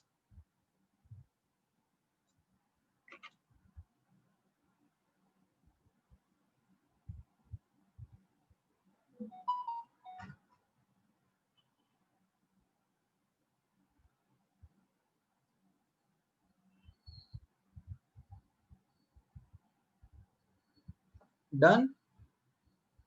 Okay. अब हम बात बताते हैं इसको कि प्रिपेयर कैसे करेंगे. How will you prepare? Preparation कैसे करोगे इसका? अच्छा, ये इसकी कुछ प्रिपरेशन के पहले कुछ जनरल प्रॉपर्टीज बता देता हूँ. सर क्या पूछना चाह रहे हो? S2 मतलब क्या पूछना चाह रहे हो?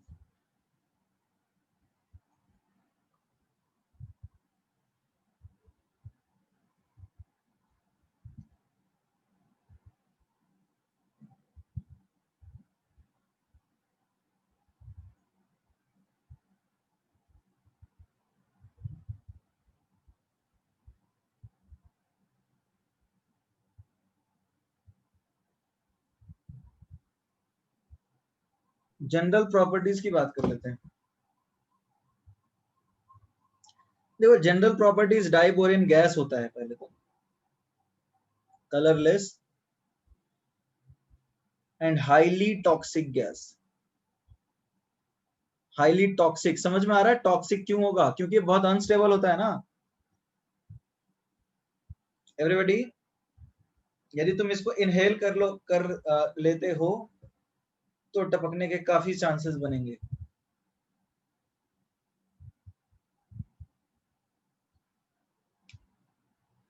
क्योंकि देखो, जो भी मिलेगा उसके साथ रिएक्ट कर जाएगा ये. तो ये गैस ऑब्वियसली नहीं होता एटमॉस्फेयर में.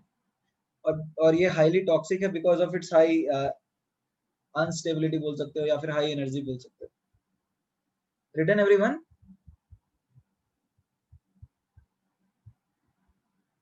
Everyone done? ओके. अब बात कर लेते हैं प्रिपरेशन. अच्छा, बनाओगे कैसे? How will you prepare diborane? कुछ भी ले लो, जैसे BX3 ले लो और इसका H माइनस से SN2 करवाओ. एवरीबॉडी ये समझ में आ रहा है? BX3 ले लो और X माइनस से SN2 करवाओ. BH3 मिलेगा जो डाइमराइज होकर के B2H6 बना देगा. ये समझ में आ रहा है सबको? Everybody please respond in the chat box. ये समझ में आ रहा है? बेसिक तरीका तो यही है. BX3 लो, बोरान ट्राइहैलाइड, H माइनस से SN2 करवा दो, ठीक है, BH3 बन जाएगा जो अपने आप B2H6 बनेगा. अब NCERT क्या लिखता है? BF3 का तुम रिएक्शन करवाओ LiAlH4 से, तो ये तो H माइनस ही देता है ना. या फिर NCERT लिखता है तुम NaBH4 को रिएक्ट करवा दो I2 से, तो अब क्या करेगा? ये भी BH3 बना देगा, ठीक है, क्योंकि HI लेके जाएगा साथ में, तो ये BH3 बनाएगा तो ये भी B2H6 बन जाएगा, ठीक है. या फिर NCERT लिखता है BF3 का तुम रिएक्शन करवा दो NaH से, तो B2H6 बन जाएगा. बट बेसिक तरीका तो यही है ना, SN2 ही कराना है हमें. Everybody is that clear? Everybody is that clear और नॉट? तो ये लिख लीजिए, बेसिक तरीका यही होता है बनाने का इसका, और कुछ नहीं.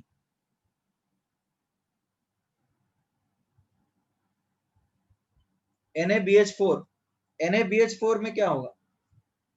Na plus BH3 plus H minus, तो I2 कैसे टूट जाता है? I प्लस और I माइनस के फॉर्म में टूट जाता है, तो HI बना लेगा ये और BH3 फ्री हो जाएगा. गोल गोल क्या ड्रॉ किया है? कहाँ गोल गोल ड्रॉ किया है? ये वाला? अरे कौन सा गोल गोल की बात कर रहे हो?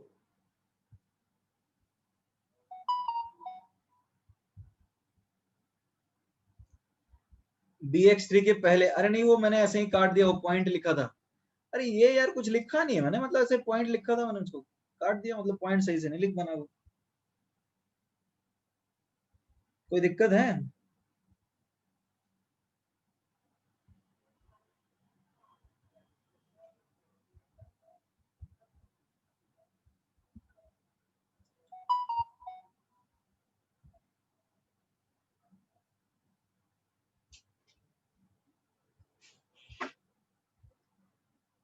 एवरीबॉडी आगे बढ़ सकते हैं।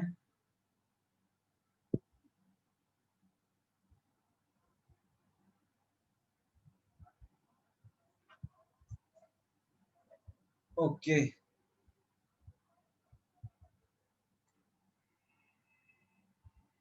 Fine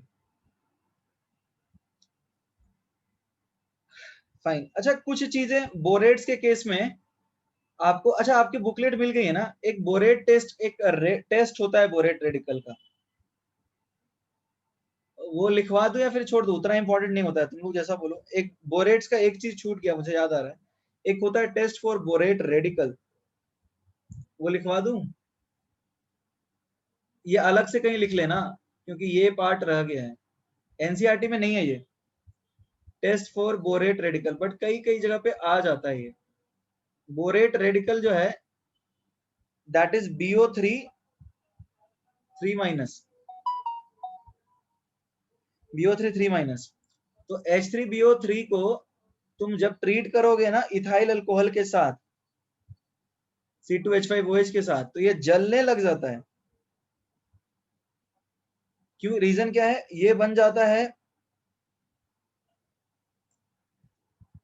ethyl borate, ethyl borate, और ये जलने लग जाता है और एक ग्रीन एज्ड फ्लेम आता है, ग्रीन एज्ड फ्लेम,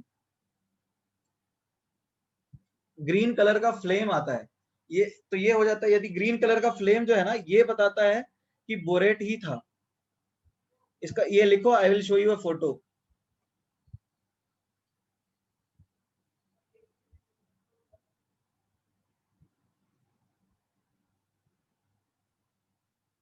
जलता क्यों है समझ में आ रहा है?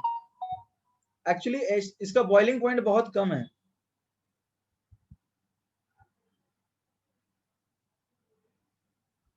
अरे हाइड्रोजन बॉन्डिंग होता है ना H3BO3 में, ठीक है, और इथाइल बोरेट में हाइड्रोजन बॉन्डिंग नहीं हो पाता, तो उसका बॉइलिंग पॉइंट कम रहता है, जिसके कारण वो जल जाता है। Is that clear? अरे यस और नो कुछ तो बोलो। तो इथाइल बोर, जैसे ही इथाइल अल्कोहल डालोगे ना, तो ग्रीन एज फ्लेम के साथ जलने लगेगा। इसका रीजन लिखना चाहते हो तो लिख सकते हो कि there is hydrogen bonding in case of H3BO3, that is why it has a high boiling point, but in case of ethyl borate there is no hydrogen bonding, and that is why it has low boiling point and it easily burns.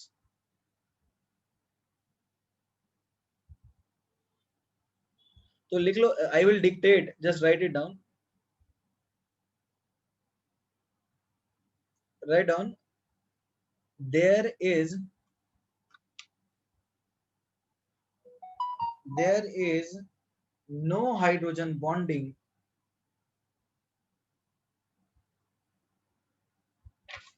there is no hydrogen bonding in case of ethyl borate,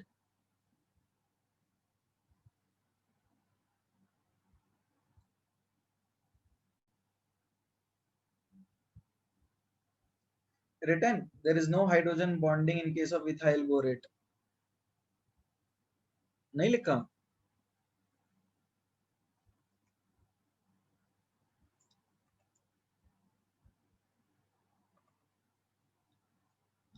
but there is hydrogen bonding in case of H3BO3,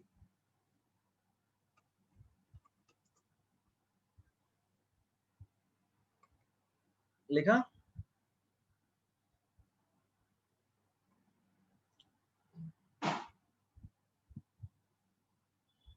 Everybody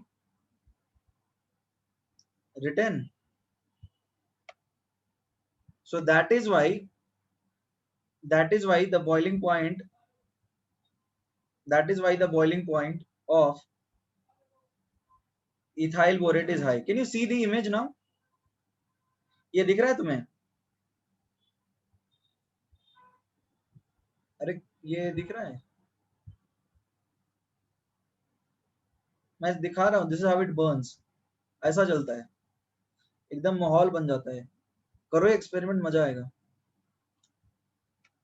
हाँ, किसका boiling point लो लिखा है? Tri methyl borate का लो और H3BO3 का ज्यादा। लिख लिया ना, ट्राईथाइल बोरेट का लो होगा और H3BO3 का ज्यादा है। कहीं उल्टा बोल दिया तो सही कर लो एवरीबॉडी, उल्टा बोल दिया था क्या मैंने?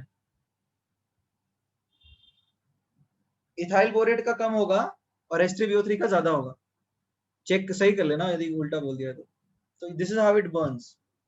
ये लैब में प्रैक्टिकल वैक्टिकल किया करो।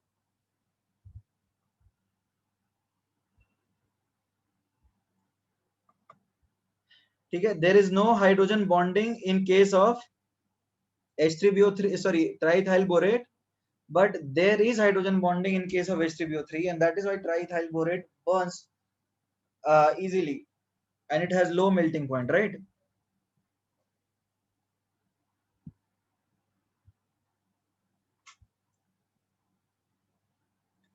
अरे यार,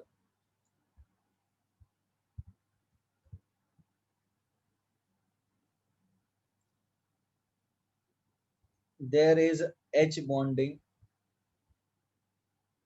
in H3BO3, but there is no H bonding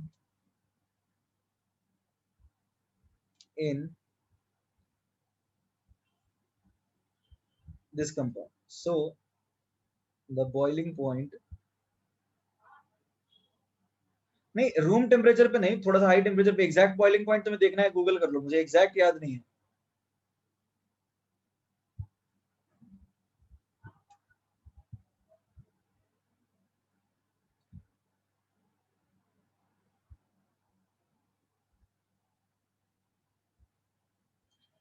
और ये टेस्ट होता है बोरेट रेडिकल का।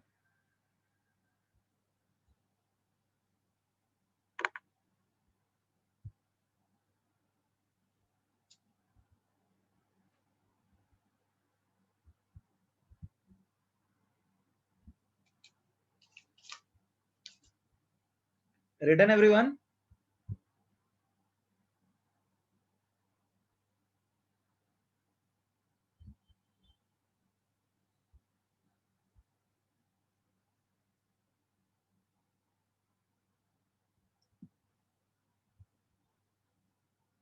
Everybody done or not? Please respond in the chat box.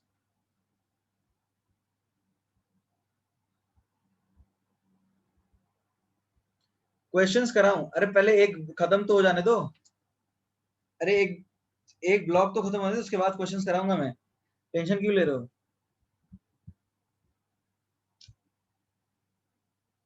Questions करेंगे ना अपन। बोरिंग लग रहा है तो गाने वाने सुनो।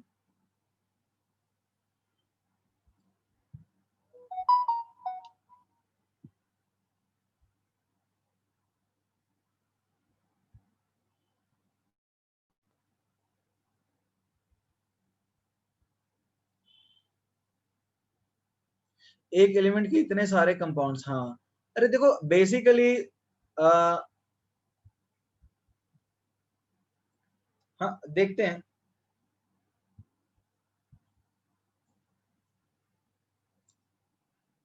आगे बढ़ सकते हैं एवरीडे, आगे बढ़ सकते हैं। Reactions of B2H6। देखो B2H6 का सबसे पहले एक रिएक्शन है कंबशन। कंबशन जो है, कंबशन क्या होगा, B2H6 आराम से जल जाएगा, ठीक है, और बनाएगा B2O3 + 3H2। बहुत आसानी से जलता है, ठीक है। And this reaction is also thermite reaction. इसको भी बोल सकते हैं थर्मिट रिएक्शन। जैसे थर्मिट रिएक्शन याद है तुम लोगों को, एल्युमिनियम वेल्डिंग में यूज होता है, पढ़ा है सबने।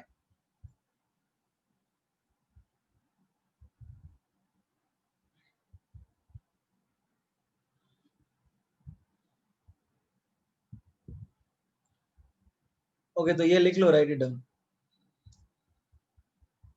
अच्छा ये याद करने लायक ज्यादा चीजें तो नहीं मिली तुम्हें एवरीबॉडी? याद करने लायक चीजें क्या मिली अब तक बताओ? ठीक है, रिवाइज करा दूंगा मैं लास्ट के 7-8 मिनट में। या हाइड्रोलिसिस में क्या होगा बताओ एवरीबॉडी? हाइड्रोलिसिस में क्या होगा? This is +3, this is -1। पानी में डालोगे तो क्या होगा? ऑक्सीडेशन स्टेट चेंज नहीं होगा। तो ये बनाएगा H3PO3। ये समझ में आ रहा है? हाइड्रोलिसिस में ऑक्सीडेशन स्टेट चेंज नहीं होता। Is that clear? Thermite reaction नहीं जानते हो? पढ़ा नहीं है क्या?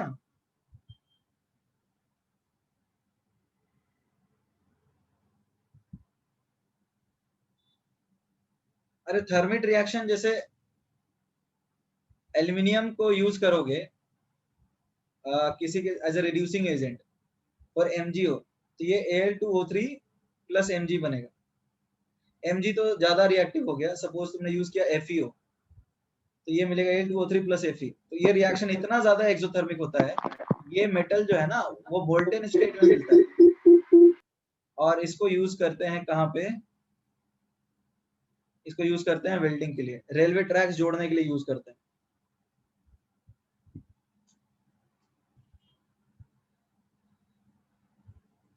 तो यहाँ पे भी बोरॉन को भी जलाओगे तो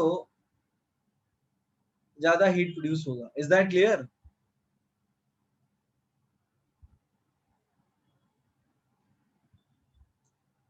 अच्छा, और आगे बढ़े, एक टॉपिक है वो कर लें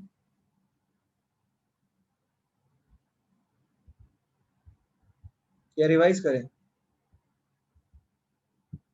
रिवीजन या न्यू टॉपिक?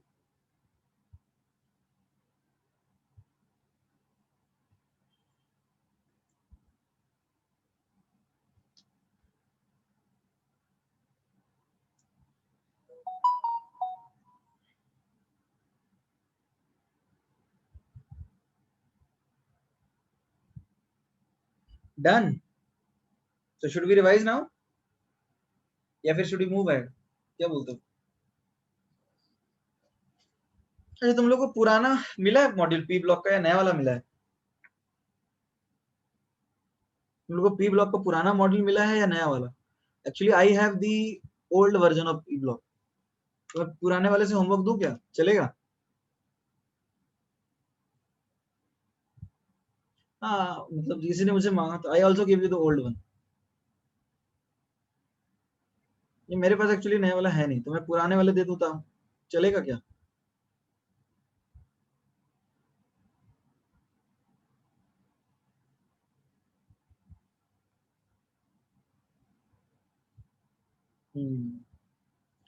दोनों ठीक ही है। ठीक है, मैं वो भी डाल दूंगा ग्रुप में, पीडीएफ। हाँ, पीडीएफ। ठीक है। अरे न्यू वाला मेरे पास नहीं है, मैं न्यू से दे देता।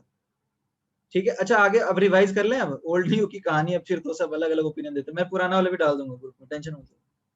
ठीक है।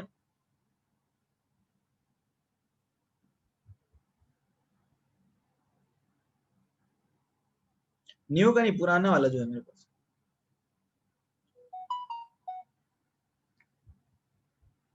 Can we move ahead now?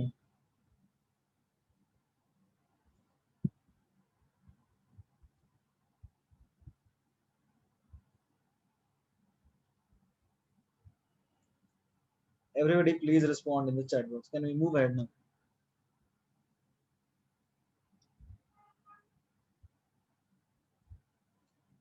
तो देखो, अभी रिवीजन कर लेते हैं कि आज हमने किया क्या है। देखो, आज हमने किया क्या क्या है। आज हमने सबसे पहले पढ़ा था लाइक वी हाउ स्टार्टेड। हमने स्टार्ट किया आज ऑर्थोबोरिक एसिड के स्ट्रक्चर से, इनफैक्ट बोरैक्स के स्ट्रक्चर से। तो borax is a white crystalline powder. तुम्हें याद होगा टेल्कम पाउडर की बात की थी हमने, और बहुत लोगों ने बोला था कि हम तो यूज करते ही नहीं, झूठ बोल रहे थे सब। याद आ रही है बात? अरे याद आ रहा है? तो फाइन, अब बात कर लेते हैं बोरैक्स की। बोरैक्स में देखो इस तरह का स्ट्रक्चर है। देखो, बोरैक्स का स्ट्रक्चर बड़ा इंपॉर्टेंट है। बोरैक्स का स्ट्रक्चर बड़ा इंपॉर्टेंट है, जहाँ पे दो बोरॉन sp2 स्टेट में रहते हैं और दो बोरॉन sp3 में रहते हैं। ये ऑक्सीजन इधर वाला sp2 और ये बीच वाला sp3। ये समझना है आपको, sp2 कितने, sp3 कितने, कितने प्लेन में, कितने प्लेन के बाहर है, BOB बॉन्ड्स कितने हैं। Is that clear?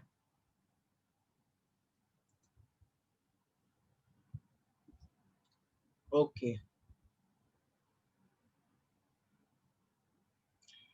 Now hydrolysis में देखो ये बताया था कि पानी में डालोगे 7 मॉलिक्यूल लगता है क्योंकि इसके पर 2 यूनिट नेगेटिव चार्ज है, और एसिडिक मीडियम में 4 लगता है, सॉरी 5 लगता है क्योंकि 5 बीओबी बॉन्ड है। सीधी सी कहानी ये हाइड्रोलिसिस। हाँ ठीक है। अब यहाँ पर देखो ये बफर बनता है, समझ में आ रहा था, याद आ रहा था बफर है, पर ये बेसिक बफर इसलिए है क्योंकि इसका पीके 9 होता है।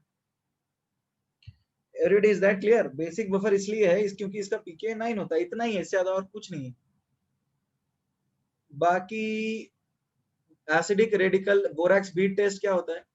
बोरैक्स को हीट करोगे, गर्म हो जाएगा तो फूल जाएगा, फिर एक ग्लासी बीड बनेगा। उस ग्लासी बीड को प्लैटिनम वायर में लूप में लपेट करके मेटल सॉल्ट के साथ हीट करोगे तो एक कैरेक्टरिस्टिक कलर आता है। ठीक है, दो इंपॉर्टेंट होते हैं, एक तो कोबाल्ट और कॉपर, वो मैंने लिखवा दिया है। कोबाल्ट का blue in cold and as well as hot, और it is green in hot and blue in cold. Hot girl cool boys. Orthoboric acid highly soluble होता है हॉट वाटर में। इसकी खास बात यह है कि पॉलीमरिक होता है, ठीक है। और देखो बनेगा तो कैसे, हाइड्रोलिसिस से ही बनेगा। बनाने का मेथड तो तुमको याद करने की जरूरत नहीं है।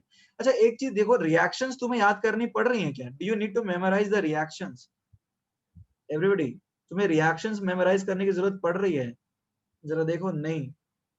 तो वो रिएक्शन रटने वाला खेल तो नहीं है ना यहाँ पे। स्ट्रक्चर वगैरह जो स्पेशल प्रॉपर्टीज है वो तो तुमको ऑब्वियसली याद करना पड़ेगा, उसमें हम कुछ कर नहीं सकते,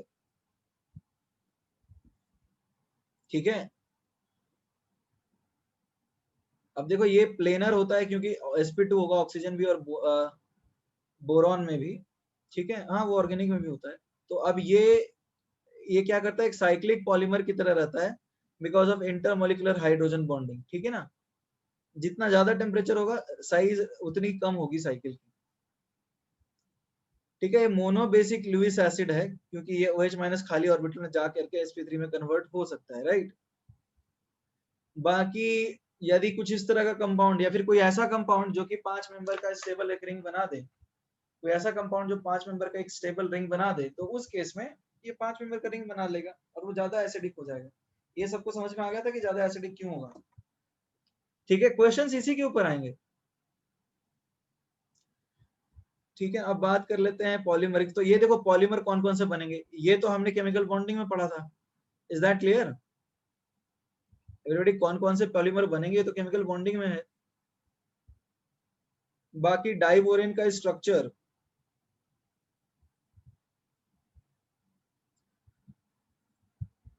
अच्छा डाइबोरेन, एवरीबॉडी डाइबोरेन के स्ट्रक्चर की बात करेंगे तो डाइबोरेन का स्ट्रक्चर भी हमने पहले ही पढ़ रखा है।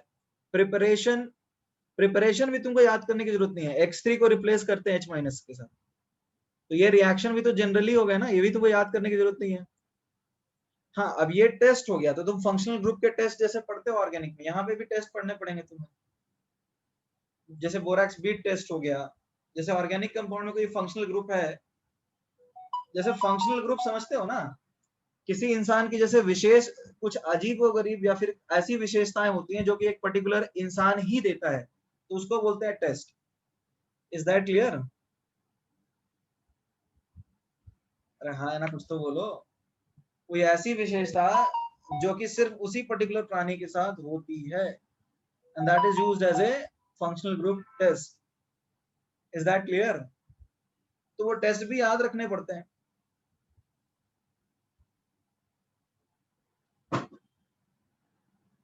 जैसे किसी के चाल ढाल से बता सकते हो कि वो कौन आ रहा है, और वो यदि चाल ढाल कुछ अजीबो गरीब है तो तुम एग्जैक्टली पता कर लो कि यही बंदा होगा या इसी टाइप का कुछ होगा।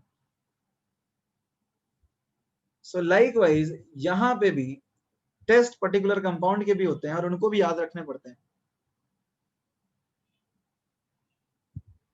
अब देखो रिएक्शन में फिर कंबशन तो B2O3 बनेगा ही, और हाइड्रोलिसिस में देखो ऑक्सीडेशन स्टेट चेंज नहीं होने वाला, +3 से +3 रहेगा, तो तुम प्रोडक्ट्स तो आराम से बता पा रहे हो ना। Everybody is that clear? तुम प्रोडक्ट्स तो आराम से बता पा रहे हो, इज दैट क्लियर और नॉट?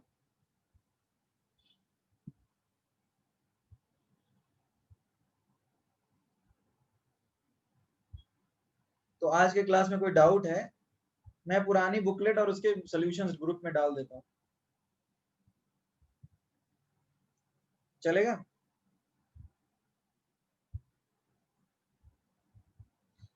उससे आप क्वेश्चन, मैं उससे ही कुछ दिन तक होमवर्क देता रहूंगा, ठीक है ना। एग्जाम में मैकेनिज्म मेंस में नहीं पूछते, डोंट वरी।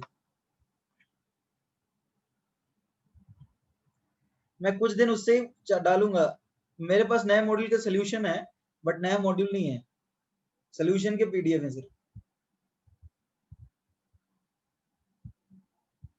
एवरीबॉडी कोई डाउट है?